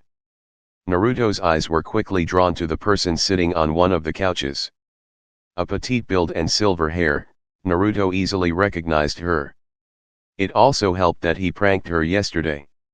A lowly type that many consider to be a mascot of the school. Konako Yujao. Petite, with interesting silver hair and yellowish hazel eyes that always made Naruto picture a kitten. Something she clearly remembered by the way she was glaring at him. Naruto was able to shrug off her weak killing intent. He then leaned closer to Yuato with a gleeful grin before whispering loud enough for Konako to hear, "That pussy definitely needs a good rub." So stressed and irritable. Nothing a good long petting session won't relieve though. Konako's eye started twitching as her killing intent doubled in intensity. Yuato tried to hide his laugh behind a cough, but failed rather dismally. Naruto pressed on by saying, "Maybe I should do it myself. Animals love my magical hands, and I give great massages. It could be an orgasmic experience." Yuato slapped a hand over his mouth to muffle his laughter while Konako was now blushing while giving him a look that showed she dearly wished he would spontaneously combust. Ara, what is going on here? All I heard was orgasmic experience. Seems you 3 got really friendly in such a short time, a voice spoke up before Naruto could continue antagonizing Konako. The 3 turned to see Akeno walk through one of the doors. She looked at Naruto before giving a polite smile and saying as she approached, "Good to meet you, Uzumaki-san. I am Hajime Akeno, vice president of this dash." Akeno stopped talking when Naruto suddenly took a step backwards. Eyebrows scrunched in confusion, Akeno took another step forward. Naruto reacted by taking another step back. Tilting her head in wonder, Akeno took 2 steps forward. Naruto retreated 2 steps. "Yufufu, how interesting," Akeno commented, her smile widening in glee. She suddenly started walking towards Naruto. Naruto reacted going backwards, matching her steps perfectly. Akeno's smile widened even more as she sped up to a fast walk. Naruto once again matched her movements. She quickly started doing her best to approach Naruto, only restricting herself by not breaking into a run. Naruto quickly started having trouble. The room was decently sized, but not enough to really maneuver. More than a few times he had to make a quick dash to escape a corner. Akeno quickly started closing the gap though by strategically moving to box him in. Every step she gained towards him caused him to pale and start sweating more. He was saved by someone commenting, as entertaining as watching this little game is, I think it needs to end. Naruto took a breath of relief when Akeno stopped to reply, Baku. We were just having a bit of fun. Wouldn't you agree, Uzumaki-kun? Naruto immediately dashed to move behind Rias, using her as a barrier between him and Akeno. He then growled out, I don't know why I'm here, but my first demand to staying here is that the sadist stays a minimum of 5 feet from me. But I was so looking forward to engaging in skinship with you, Uzumaki-kun. You know, deepen out relationship, Akeno replied, thoroughly enjoying Naruto's apparent fear of her. Hell no. I have a feeling engaging in skinship with you would result in me losing some skin, Naruto retorted seriously. Can you not use me as a shield, Naruto-san? Rias requested while sweat dropping. This was no doubt one of the weirdest situations she's ever been in. Literally in the middle of it, but completely disregarded. Her pride was actually rather stung by it. She was being overlooked completely. Naruto blinked in surprise, having forgotten just who he was using as a shield, but he still managed to reply with, as long as the sadist complies with my demand. Akeno really didn't want to, but Rias sent her a scathing look immediately. So she just let out a disappointed sigh and announced, understood. I shall not get within 5 feet of you, Uzumaki-san, for now at least. That was enough for Naruto to let go of Rias. The young devil straightened her clothes as she tried to regain her composure. That was not how she expected this meeting to start. Once she was suitably collected, she turned to Naruto and said, thank you for coming, Uzumaki-san. If this is about revenge for the prank, I warn you. I am armed with 3 rubber chickens, Naruto immediately declared. Rias blinked before asking the only thing she could think of. What? Nothing, just messing with you guys. It's really fun to watch people gape when you say something totally random and nonsensical, Naruto stated with a wide grin as he put his hands behind his head. Okay, Rias replied, once again losing her composure due to Naruto's pure randomness. This time when she recovered, she felt some genuine annoyance. She's stressed enough without her potential peerage member doing his best to fuck with them. So she requested in a clearly strained voice, can you please be serious, Naruto-san? I have something very serious to talk to you about. Naruto tilted his head in response, his eyes raking over her form with an intensity that honestly made her feel a bit uncomfortable. It wasn't even perverted or anything. She was well used to perverts looking at her. She didn't even really care. Something about Naruto's gaze though was powerful. There was power in it. Authority. Experience. It made her feel like she had suddenly lost control. No, she never had control here. Even if Naruto was in her club room. It was a disconcerting revelation. The thought of her desperate situation was enough for her to not completely back down though. She couldn't give up here without a fight. Her freedom was on the line. Taking note of Ria's sudden change in demeanor, Naruto also observed that she still didn't back down. It impressed him slightly. He was sending spiritual pressure at her, so her ability to not fold under it spoke highly of her mettle. Chakra is partly composed of spiritual energy, so it can be used to convey emotions or urges. Killing intent is the most common use, quite literally just using chakra to communicate a person's desire/ability to kill another. Applying spiritual pressure is a more advanced technique, one Naruto preferred to use. Naruto didn't have any true killing intent in him, so he used a different method for intimidation. Spiritual pressure is, put simply, using chakra to try and force your will upon another. This allows a near instantaneous battle of wills to determine relationship, who is in control, who has greater authority, who is dominant, etc. A victim can resist if they have the necessary force of will and character. That was rarely a problem for Naruto though. Naruto firm and unwavering will was one of his hallmarks. He was also a natural at exerting spiritual pressure. Jiraiya had claimed that Naruto's amazing track record at convincing his enemies is partly due to his spiritual pressure. Naruto apparently subconsciously used spiritual pressure when his emotions ran high. So he uses spiritual pressure to dominate his opponents mentally while simultaneously imposing his dominance physically.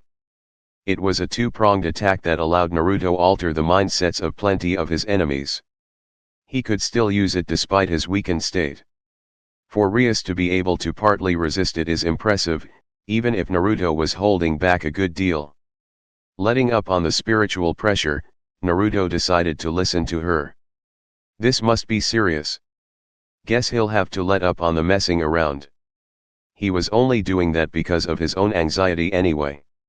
Naruto was far from an accomplished censor, but even he could tell that this group was far more powerful than most of the humans in this world.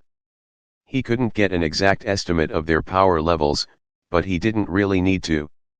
He had been dragged to an out-of-the-way building, where he was now surrounded by 4 people of unknown strength and intent. Now Naruto wouldn't consider himself paranoid like many ninjas, but even he was feeling a bit nervous right now. He was sure he could escape if they proved to have insidious intentions, but he might have to out himself as not being a normal person in the process. He hoped to avoid that. His apprehension had caused him to act out to try and gain more control of the situation.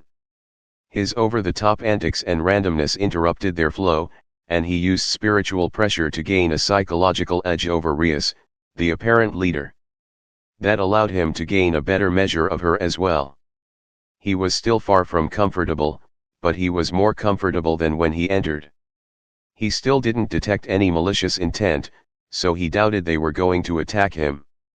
Naruto was also confident in his ability to avoid being pranked as revenge. So Naruto grew serious as he nodded at Rias. She seemed happy at the shift, and motioned for him to sit on one of the couches. Naruto decided to do the smart thing for once and not antagonize Konako by sitting next to her. Akeno then took the spot next to Konako, since she couldn't sit by Naruto due to his earlier demand. Kiba then took the spot next to Naruto. Rias moved in front of her desk, sitting on the top instead of sitting in her chair. Likely to be closer to the group. Crossing her arms, Rias smiled at Naruto as she began speaking in a pleasant voice. "Welcome to the Occult Research Club, Naruto-san. Thank you for coming." Naruto raised an eyebrow before replying coolly, "No offense, but I wasn't exactly eager. Kiba-san worked so hard though, I felt I had to at least listen to what you wanted. He did almost get raped on the way over here after all." The group sweat dropped at his words, while Yuato shivered as he remembered when Naruto managed to guide him into the girls' locker room. "Yeah, he did almost get raped." He finally commented in a strained tone, "It is, fine, Uzumaki-san. I was careless. Yes, regardless. I thank you for coming. As I said before, I have something very important to talk about." "Something, life-changing," Rias explained carefully, having gone over what to say with Akeno before this. Naruto didn't say anything, just curiously waiting for her to continue. Taking a deep breath, Rias continued, "The Occult Research Club is a mere facade. Nothing more than a hobby. A cover. I'll be frank, Naruto-san, everyone in this club is a devil." Her declaration was punctuated by everyone present, besides Naruto of course, unfurling black wings that resembled bat wings. Naruto managed to keep his cool. The only sign of his surprise was a brief widening of his eyes and a tensing of his muscles. That was all that Rias needed to conclude. "You already know about the supernatural world. We suspected as much. How much do you know?" "Let's just assume that I only know that the supernatural exists. What is the point in you admitting all this to me?" Naruto replied carefully, ready to act if they attack. He still can't detect any malicious intent, but he doesn't see why they are telling him this. There must be a motive. "I see. I expected more, but this changes nothing. As for my motive, you must first understand what are referred to as the three factions, Rias stated with a small frown on her face at his apparent ignorance. It was quickly removed before she clarified for him. The three factions are the devils, fallen angels, and angels. They are also sometimes referred to as the Bible factions. Long ago there was the Great War. Devils reside in the underworld, referred to by humans as hell. Fallen angels are angels that have been cast down to the underworld due to their wicked nature, with their wings turning black as a sign and punishment. There they did their best to destroy us devils to gain dominance of the underworld, a battle that has been raging since medieval times. Then there are normal angels, the servants of the biblical God. On the biblical God's orders, they do their best to eliminate both devils and fallen angels. This has created a three-way standoff. The Great War consists of the time period of the heaviest fighting. It ended in a stalemate. Although still in conflict, all three sides had suffered such heavy casualties that none of the three sides could continue the fight or they would be destroyed. This has resulted in a temporary state of peace. While there is no true peace between the three factions, there has been no outright battle, so I guess it counts. Rias then pulled out a chess set, to Naruto's confusion. He quickly noted that there was only one side, with the pieces glowing red. The set was also missing a bishop, knight, rook, queen, and king. Rias quickly continued, the massive losses we devils suffered meant that we could not repopulate our numbers without mass breeding. Thus, the evil peace system was created. This system allows a high-class devils to reincarnate members of other species as devils. That reincarnated devil is then considered part of that devil's peerage. The evil pieces are based on chess. The high-class devil, myself in this case, represents the king. Everyone I choose to resurrect as a devil is represented by the piece used to resurrect them. The entire set consists of 8 pawns, 2 bishops, 2 knights, 2 rooks, and 1 queen. As you can see, I am missing a queen, knight, rook, and bishop. Akeno is my queen. Konako is my rook. Yuato is my knight. My bishop is currently incapacitated. So am I right to guess you wish to have me join your peerage? Naruto questioned blankly, hiding his emotions. Rias nodded before clarifying for him, yes, that is why I called you here. We have ascertained that you are a good candidate. You have above average magic reserves for a human, and your physical specs are high. Naruto just stared at her blankly for a few seconds, before he shrugged and announced with a wide smile on his face, sure. I don't see why not. Now it was Rias' turn to stare. She finally managed to stop gaping to demand in disbelief, that's it? Yep. That's it, Naruto claimed with a nonchalant shrug. Seeing everyone staring at him, he added, well, truthfully I was just waiting for something like this to happen. The person who sent me to Kyoto said it was so that I could aid someone that is of paramount importance. She also said it would be clear who when the time comes. This seems pretty darn clear. You were went here? By who? Rias questioned in interest, a bit befuddled by this new piece of information. Naruto hesitated at that. Raising a hand to rub the back of his head in embarrassment, Naruto told her awkwardly, sorry, but I can't tell you that. She said to not reveal my connection to her until the link is formed. Seeing Rias did not look happy about that, Naruto waved his hands as he added, don't worry. It isn't anything that would be harmful to you. She just seems to value her privacy, and didn't want me to blab about it to just anyone. Rias clearly still wasn't pleased as she asked, but you will tell me after I reincarnate you. Thinking for a moment, Naruto nodded while saying, yes. I'm pretty sure that is what she meant by the link. Apparently deciding that was the best she was getting, Rias decided to be content with that. She quickly grabbed 3 pieces from the chessboard before explaining, all right, then the final step is to decide what piece you want to be. Usually it would be my decision as king, but I'll let you decide. I still don't really know anything about your abilities, so you'll probably be able to choose what suits your fighting style and abilities best. Your three options are to be a rook, knight, or bishop. Tilting his head, Naruto quickly asked, and what are the differences? We'll go over all of them for the sake of simplicity. A pawn is the most basic unit.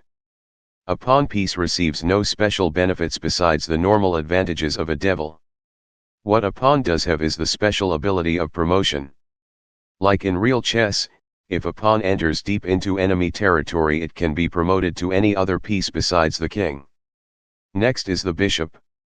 A bishop is worth 3 pawns. Bishops gain enhanced magic reserves, thus are typically meant to be magical specialists. Their main weakness is that usually a bishop doesn't have much close combat skill, and thus must stay at a range to be effective. The knight is also worth 3 pawns.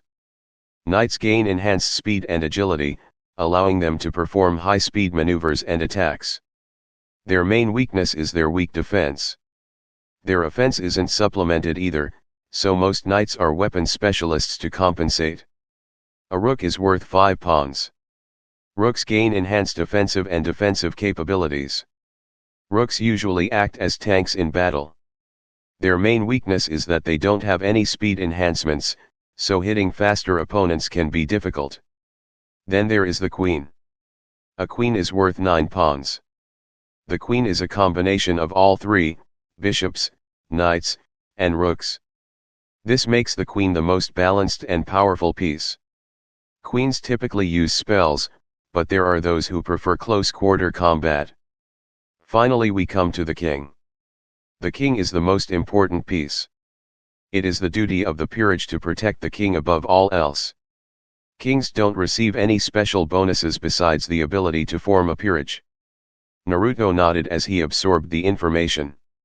He quickly asked, I know why king and queen are not an option for me, but why wasn't I given the option to be a pawn? While seemingly the weakest unit, their ability to promote to any piece seems to make the pawn the most adaptable piece for any situation. Rias nodded, pleasantly surprised at his insight, before explaining, true. A pawn can make or break a battle if used properly, but they are also dreadfully vulnerable before they are promoted. Thus a pawn needs to have incredibly high base stats to compensate. You are not at that level currently, and we don't have the time to train you up to such a level. An event is soon approaching where I'll need you as strong as possible. Raising an eyebrow at the event part, Naruto decided to just accept it for now. He instead looked back towards the 3 pieces Rias was holding. Magic reserves, speed, or strength and defense. Naruto eventually started slowly and carefully. I am tempted to do the bishop to gain the chakra reserves I desperately need, but I choose the rook. Konako's eyes focused on him when he mentioned chakra. He noted in the back of his head. Everyone looked interested at his choice, and Rias quickly asked, mind explaining why? Not at all, Naruto replied with a grin before clarifying, right now I am in a dreadfully weakened state. Nearly all of my ninjutsu techniques are unusable to me right now due to my current chakra reserves. The bishop would have alleviated that problem somewhat, but I doubt to the degree I would need. I'll probably have to do it the slow and steady way on that front. With ninjutsu out, I'll have to rely on taijutsu, or hand-to-hand. On that front, I'm more of the kind of fighter that crashes into someone and hope I can stand back up. Ria's sweat dropped at his explanation before repeating in disbelief, crash into someone and hope you can stand back up. Naruto shrugged at her disbelief before explaining, pretty much. In my old state the number of people who could compete with me in pure power could be counted on one hand. So I used that. I was never one for running around, jumping in and out, or dodging. That's what shadow clones are for after all. Absorbing absurd amount of damage in his place. Naruto then continued, I was durable as fuck, and never ran out of stamina. So I would practically always win if I managed to force my opponent to exchange hit for hit with me. Or them getting 10 hits and Naruto getting 1. Naruto can't even count the number of times an opponent was throwing him around for 10 minutes before losing when Naruto finally managed to return the favor. Naruto had been ready, willing, and capable of taking whatever his opponent dished out as long as he got the opportunity to land his own shot. So the rook fits my fighting style far better than the knight. Would enable me to take more punishment, and would increase my knockout power to help take advantage of that one opportunity that always presents itself. Rias nodded in understanding, or at least pretended to understand. She then questioned, "You keep mentioning that you are in a weakened state. What do you mean?" Chuckling awkwardly, Naruto informed her, "I'll explain everything after this. It is kind of a long story, so we should finish this business up first." Rias assented to that with a reluctant nod. She then ordered him, "Lay on your back so I can commence the ceremony to reincarnate you as a devil." Naruto nodded in understanding. He gently laid himself down against the ground and waited. Rias moved to stand above him, incidentally giving him a prime view of her rather lacy panties. He ignored it, well, mostly ignored it, in favor of watching as she crouched to place the rook piece on his chest. A red circle of something immediately formed around Naruto as Rias started chanting. "I command thee, Uzumaki Naruto, on my name of Rias Gremory, become my servant. Return to this land as a devil. You shall lead a new life with great joy as my rook." Naruto could only describe the sensation of the rook sinking into his chest as feeling like ice water was being inserted into his veins. The feeling was even more intense around his chakra coils.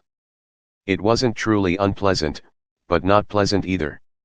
It was just an intense, neutral feeling.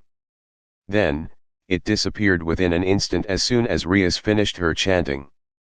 Naruto took a few deep breaths since it had been a pretty intense process. He quickly recovered though, and stood up. Clenching his hands and hopping lightly on his feet, he commented, "I feel lighter." Yuato was the one to respond as he patted Naruto's shoulder in congratulations, "That is natural. Devils are fundamentally stronger than humans. Muscles are stronger, bones are more durable and light, overall more durable and resistant, and a greater healing factor. It may take a while to adjust completely. Especially since you are a rook. Learning to properly adjust and compensate for your raw strength will take a while." "I guess," Naruto replied non-committally. While somewhat different from chakra enhancement due to it being a physical change instead of a magical one, Naruto was still confident he could adapt after a good workout or two. He was also rather distracted due to trying to properly judge the increase in his chakra coils. He was currently at the level of a low-level Chuunin. It was increase from the mid-level Genin he had been at before. Not as much of an increase as he had been hoping for though. This level of chakra was truly pathetic to Naruto. He likely had more chakra than this when he was 4. It also limited him a lot. Naruto hadn't ever bothered to learn E, D, or C rank techniques, besides the Academy 3, because it had literally been easier to learn B or A rank techniques due to his chakra reserves. Right now he could only use the transformation, replacement, temporary paralysis, and the transparent escape techniques. Those are literally the only techniques Naruto knows that are below B rank. He isn't even that familiar with any of them either. So Naruto's ninjutsu abilities, his bread and butter, is almost completely sidelined. He can't even use a single shadow clone till he gains the chakra capacity of a high-level Chuunin. "Welcome to the family, Naruto-kun," Rias interrupted his thoughts by saying. Naruto looked at her with surprise before commenting, "Family? No offense, but I thought we were your servants." Akeno was the one to answer him, although Naruto did take a step back to keep a 5-foot distance between them. That might be the case for most peerages, but Bucko here is a member of the Gremory clan. They are renowned for their extraordinary affection for devils. They view their servants as friends and servants. That's certainly better than being a servant, Naruto claimed while giving Rias a warm smile at the thought. Rias blushed slightly at the attention, but then grew serious as she said, "Now, Usually we would do our best to familiarize yourself with any information you would need to know as a devil. I believe you owe me an explanation though. Naruto nodded in understanding, and quickly announced, that I do. I suggest getting comfortable because it is a long story. Everyone nodded and sat down in their respective spots. They all then looked at him, content to wait for him to start. Naruto appreciated that, and took a few moments to think on how to start. He finally declared coolly, "The first thing you should know is that I am from a different world." "A different world?" Rias repeated incredulously. She then raised an eyebrow as she asked, "You mean you come from the underworld?" "No, I mean an entirely different world. A world that is typically impossible to travel to from here," Naruto answered while shaking his head. He then started hesitantly, "In my world, humans were capable of wielding power that highly resembles magic through the use of chakra. The greatest examples of this were ninjas, soldiers of the hidden villages. I was a ninja as well. You don't need to know much else, but you do need to know that we were engaged in a war. All the hidden villages teamed up to battle a madman. The focus of the war was to prevent him from gaining the power to enact a plan to place the entire world in an illusion by obtaining and harnessing the power of a primordial god." His last words caused both Rias and Akeno to gape before Akeno asked in shock, "Did you just say a primordial god?" "Yes," Naruto answered seriously. With both Rias and Akeno in shock, Yuuto and Konako were still left confused. Yuuto quickly asked politely, "I'm sorry, but can anyone tell me why that is so serious?" Rias looked at Akeno meaningfully. Akeno nodded and turned towards the two before explaining, "You both know that gods and Buddhas exist. That is a fact.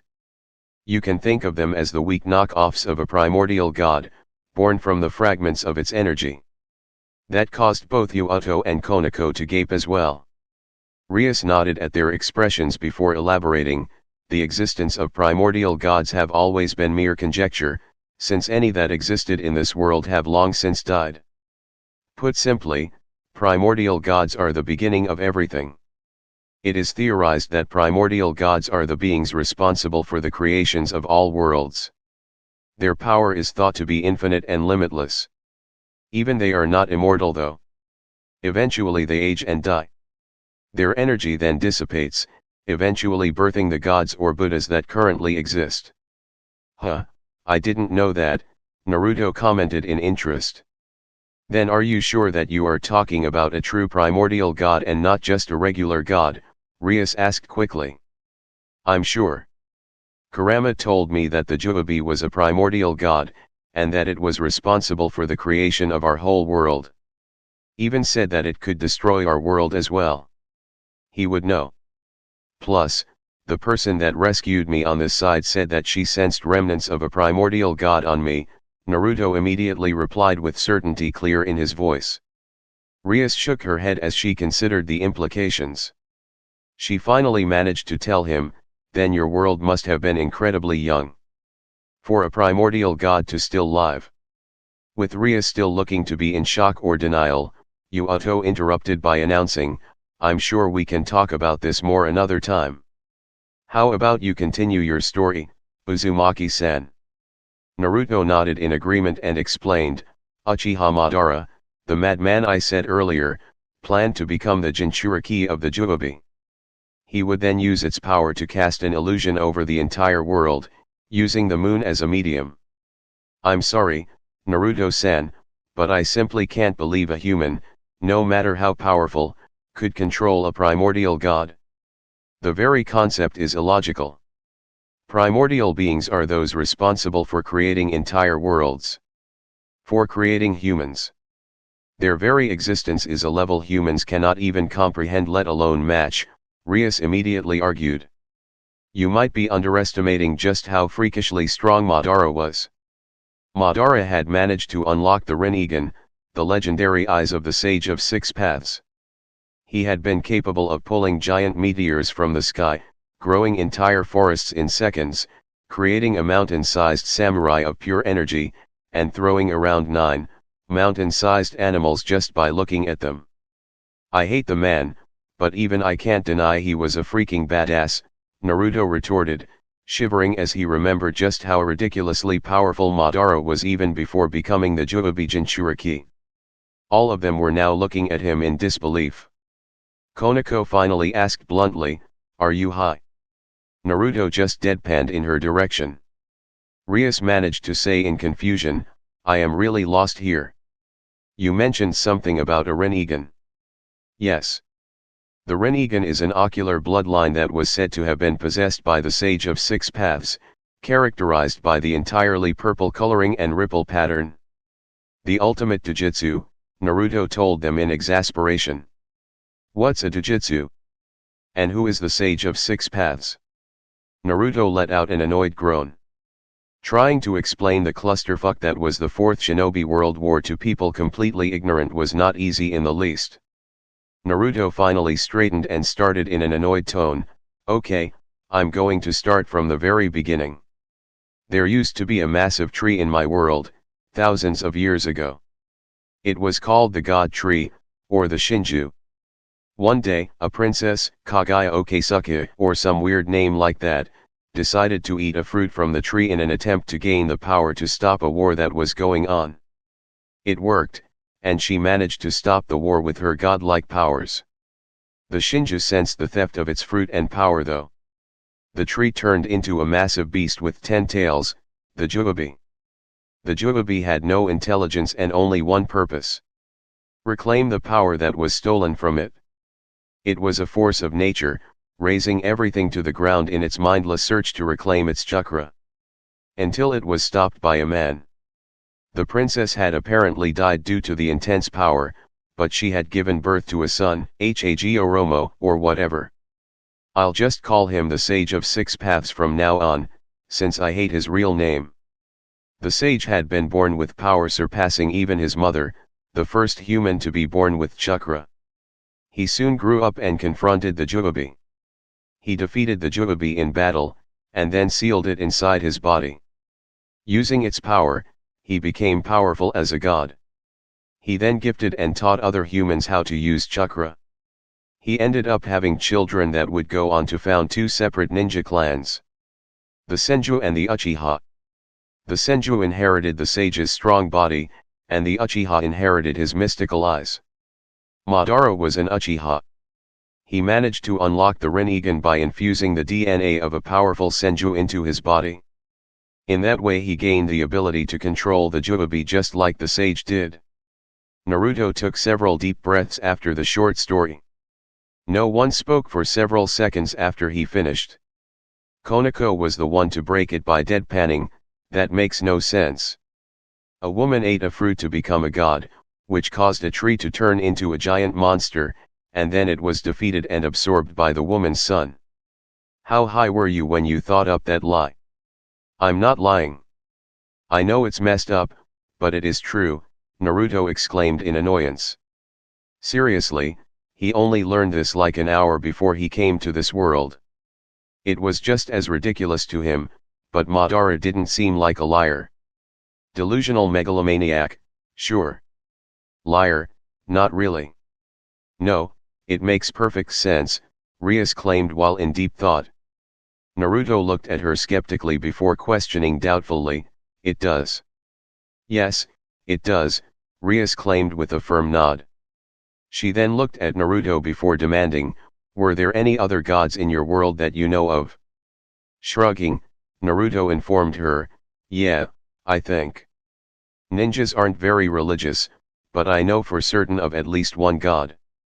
The death god, the Shinigami." "I thought so," Ria said with a satisfied nod. Seeing everyone looking at her curiously, she quickly explained, "It does make sense that you think about it.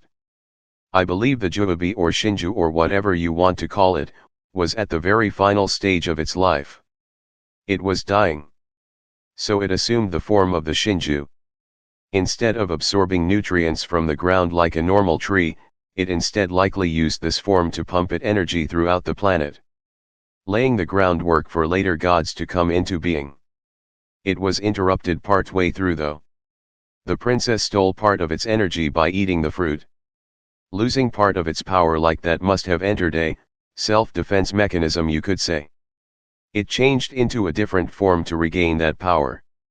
Kaguya couldn't make full use of that energy, but her son could because he had been exposed to and absorbed the energy as a fetus.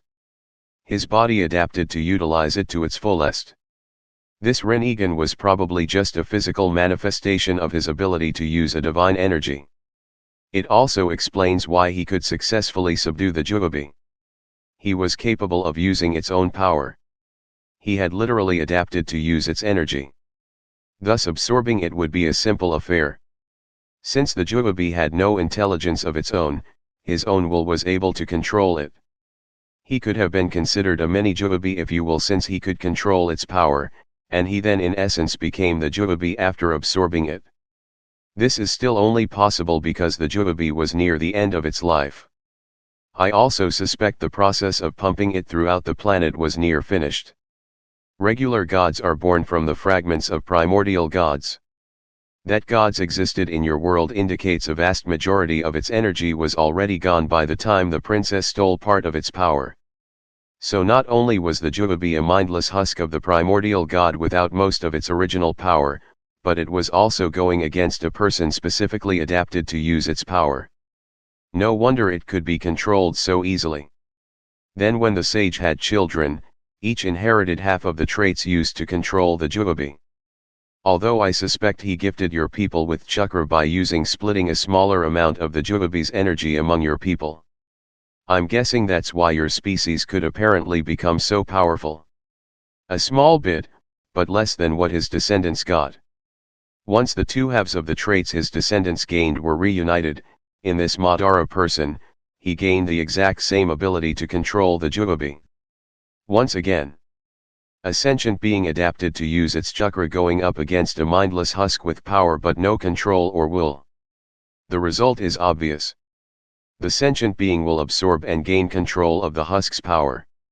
Akeno tilted her head as she considered that. She then nodded and commented, "That makes sense." "Really, because I didn't get half of that," Naruto admitted as his sweat dropped. Naruto might be intelligent in a fight, but things like that just go right over his head. He did get one thing though.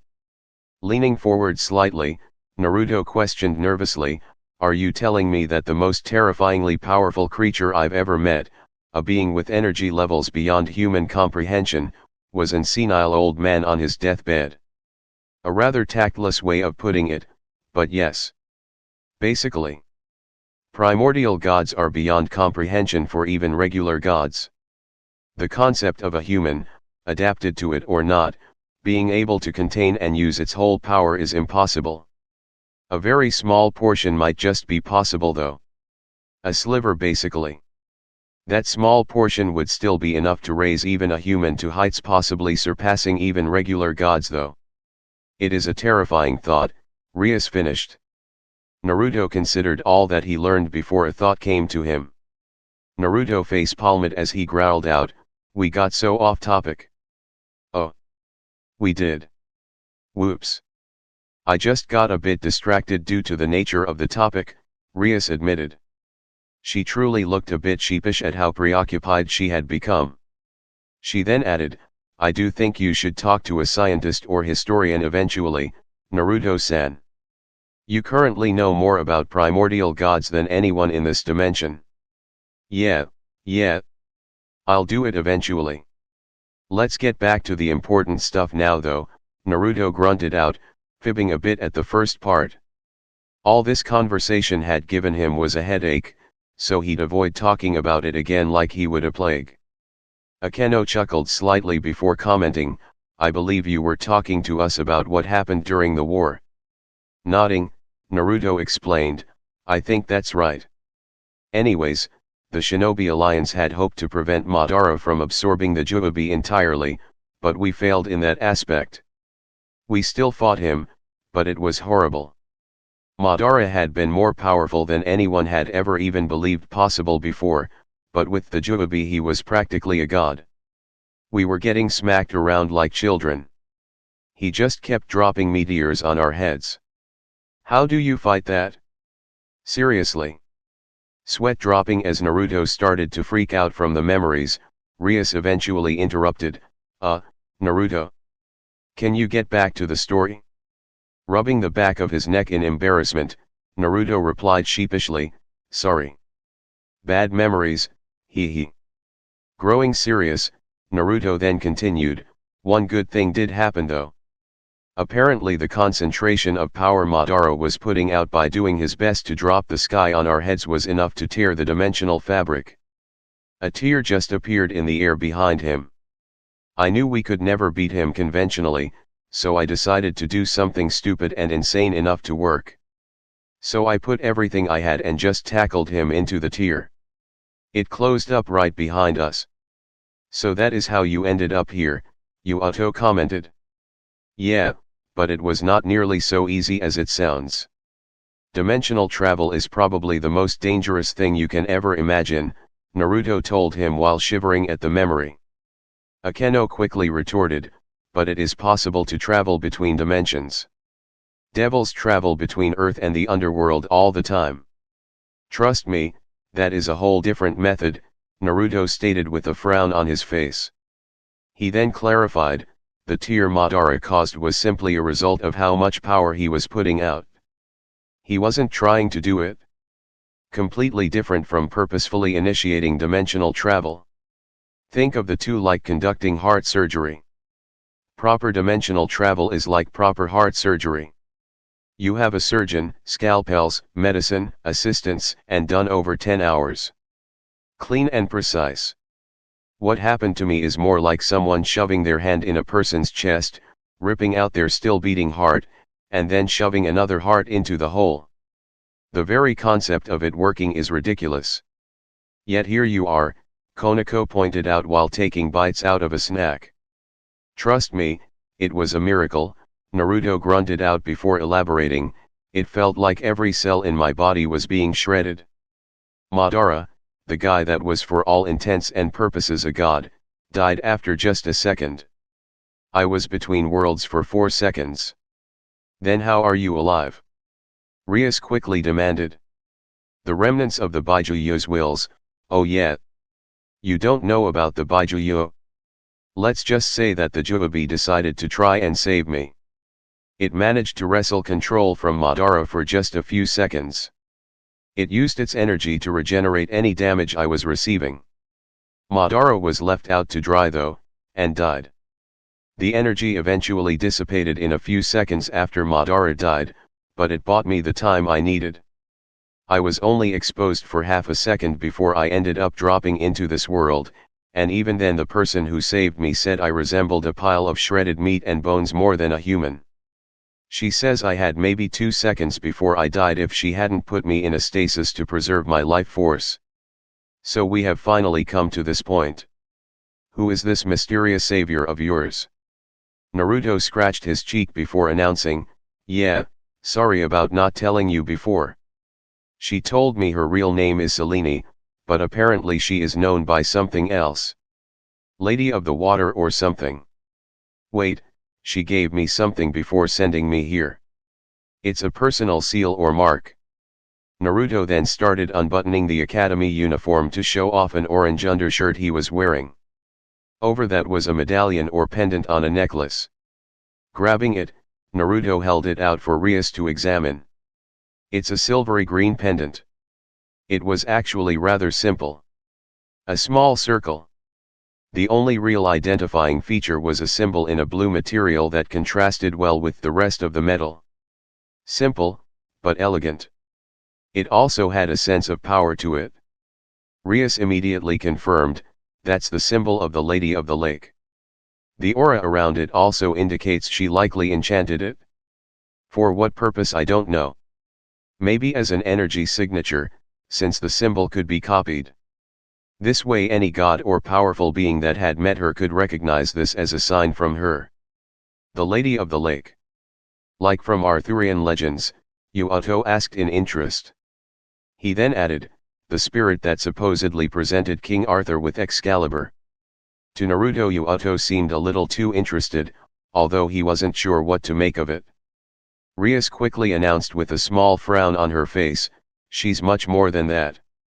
That is just the most popular story including her, and even those stories are heavily distorted. She's usually classified as a demigod, although she is more technically a full god. She simply hasn't ever acted in a way to facilitate worship of her like most gods. Since the overall strength of a god is directly connected to the amount of worshippers they have and the prayers they receive, this means she is one of the weakest gods overall. She does have several unique and powerful abilities though. She is said to have the power of prophecy, or the ability to see the future. She is also said to be able to confer powerful enchantments or blessings. The latter is the true way she interacted with the legendary King Arthur. She supposedly blessed him when he was young. Later versions simply switched what she gave him from a blessing to Excalibur. Yep, pretty sure that's her, Naruto declared calmly while shrugging nonchalantly. The group sweat dropped at his attitude. Rias eventually commented, "Why are you so calm about this? The Lady of the Lake is a god. A secretive one that only appears during times of great change, and interacting with individuals of incredible importance and potential. I just don't get why you guys are freaking out. Yeah, she's hot, totally, amazingly, unbelievably hot, but god or not, she's not a whole lot different from anyone else I've met. I'm more thankful of her for saving my life than I am in awe of her," Naruto claimed, still relaxed about everything. Leaning forward, he continued, "Anyways. Apparently I appear just above a lake in northern Russia. She, and probably every god or being with great power, felt the disturbance. When I fell in the lake it allowed Selene to transport me to her own little pocket dimension that exists in all lakes. She then put me in stasis when she saw my condition, and she spent the last 3 decades healing me up." 3 decades? Rias asked in shock. Naruto nodded before explaining to the disbelieving group, "Yep. Specifically, 32 years. That's how long it took her to heal me. Apparently well over 90% of my cells were shredded completely. It would have been instant death if I didn't have such a powerful life force. It allowed for my life force to remain for a few seconds even after my body was for all intents and purposes dead. The stasis she placed me in then preserved it as she healed my body. It is also the reason I didn't age during that time." Naruto then let out a depressed sigh before informing the group, "That's also why I am in such a weak state. My chakra circulatory system was destroyed. One of the reasons it took so long to heal me was the pure difficulty she had in recreating it. Apparently humans don't have them here. She couldn't finish either. She managed to recreate it, but in an undeveloped state more suitable for a beginning academy student. She could have brought it up to the state it was before I came here, but she estimates it would have taken her 12 to 14 years. She didn't have that amount of time since I apparently had to come here during this year, so I'm stuck rebuilding my chakra reserves the old-fashioned way." "Why did you have to come here?" "I'm grateful you did, since I'm in a bind where I need as much help as I can get, but I just don't see why she sent you here," Rias pointed out, her natural curiosity showing. "Hell if I know," Naruto answered with a mystified shrug. Seeing Rias, and everyone else, wasn't happy with the answer, he groaned before telling her while trying to think, "I'm sorry, but Selene never talked about stuff like that. Not to mention she enjoyed speaking in riddles if I asked. I do know that my entrance into the world sent out ripples, for a lack of a better term. Selene is capable of seeing into the future, and no doubt sensed how the future altered when I arrived here. I'm guessing something bad, since it prompted her to spend the next 3 decades healing me. I assume that something important is going to happen to you, or around you, that can have massive consequences. She once admitted my presence, altered the reincarnation process of a select number of sacred gear. So basically something bad happened because I entered this world, and thus she sent me to try and fix it. Reincarnation of sacred gears." Rias muttered to herself as she thought about that. She knew all the pieces were there. She just had to put them together. Deciding to put it in the back of her mind to think on it later, She looked at Naruto to announce, "All right. I certainly didn't expect anything like this when I decided to add you to my peerage. It is a lot to take in, but I don't see any problem. A god sent you to me, although the reason for such a thing is unknown. That is probably a good thing. You are also far more than we believed. I think it will benefit everyone if we conclude the serious business for today. Everyone can sleep on this tonight. Tomorrow we can work on acclimatizing you towards your duties as a devil." Finally, Naruto eagerly exclaimed as he jumped to his feet. He then stretched his arms above his head. That had been a long, complicated discussion. Naruto preferred light topics. Not to mention he wanted to go train to try and get used to his new abilities. That thought was put on hold when he heard and felt his stomach growling. Grabbing it, he then claimed in a weak voice, "I need food, preferably ramen." That is actually a good idea. Even if we keep it light-hearted, eating together will be a good way to bond as a group, Rias declared in thought. Naruto reacted by grinning widely and proclaiming loudly, "Awesome. I know this awesome ramen place. They also sell other stuff. Don't know why. Ramen is the food of the gods. Everything else is just a downgrade." Choosing to ignore Naruto's extra comments, Rias turned to the other members of her peerage and questioned, "Is that okay with you guys?" They all thought for a moment before replying in their own ways. "It will be nice to get to know Uzumaki-san better. I guess if I must. It would be a pleasure. Yufufu, I call the seat next to Uzumaki-kun." "Hell no, sadist. 5-foot distance." Rias sighed as the group left the room, Akeno starting to chase the pale and sweating Naruto. Why does she have the feeling that Naruto is going to really complicate things from now on? Oh well.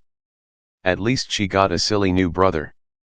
With that thought, Rias followed the group out the door.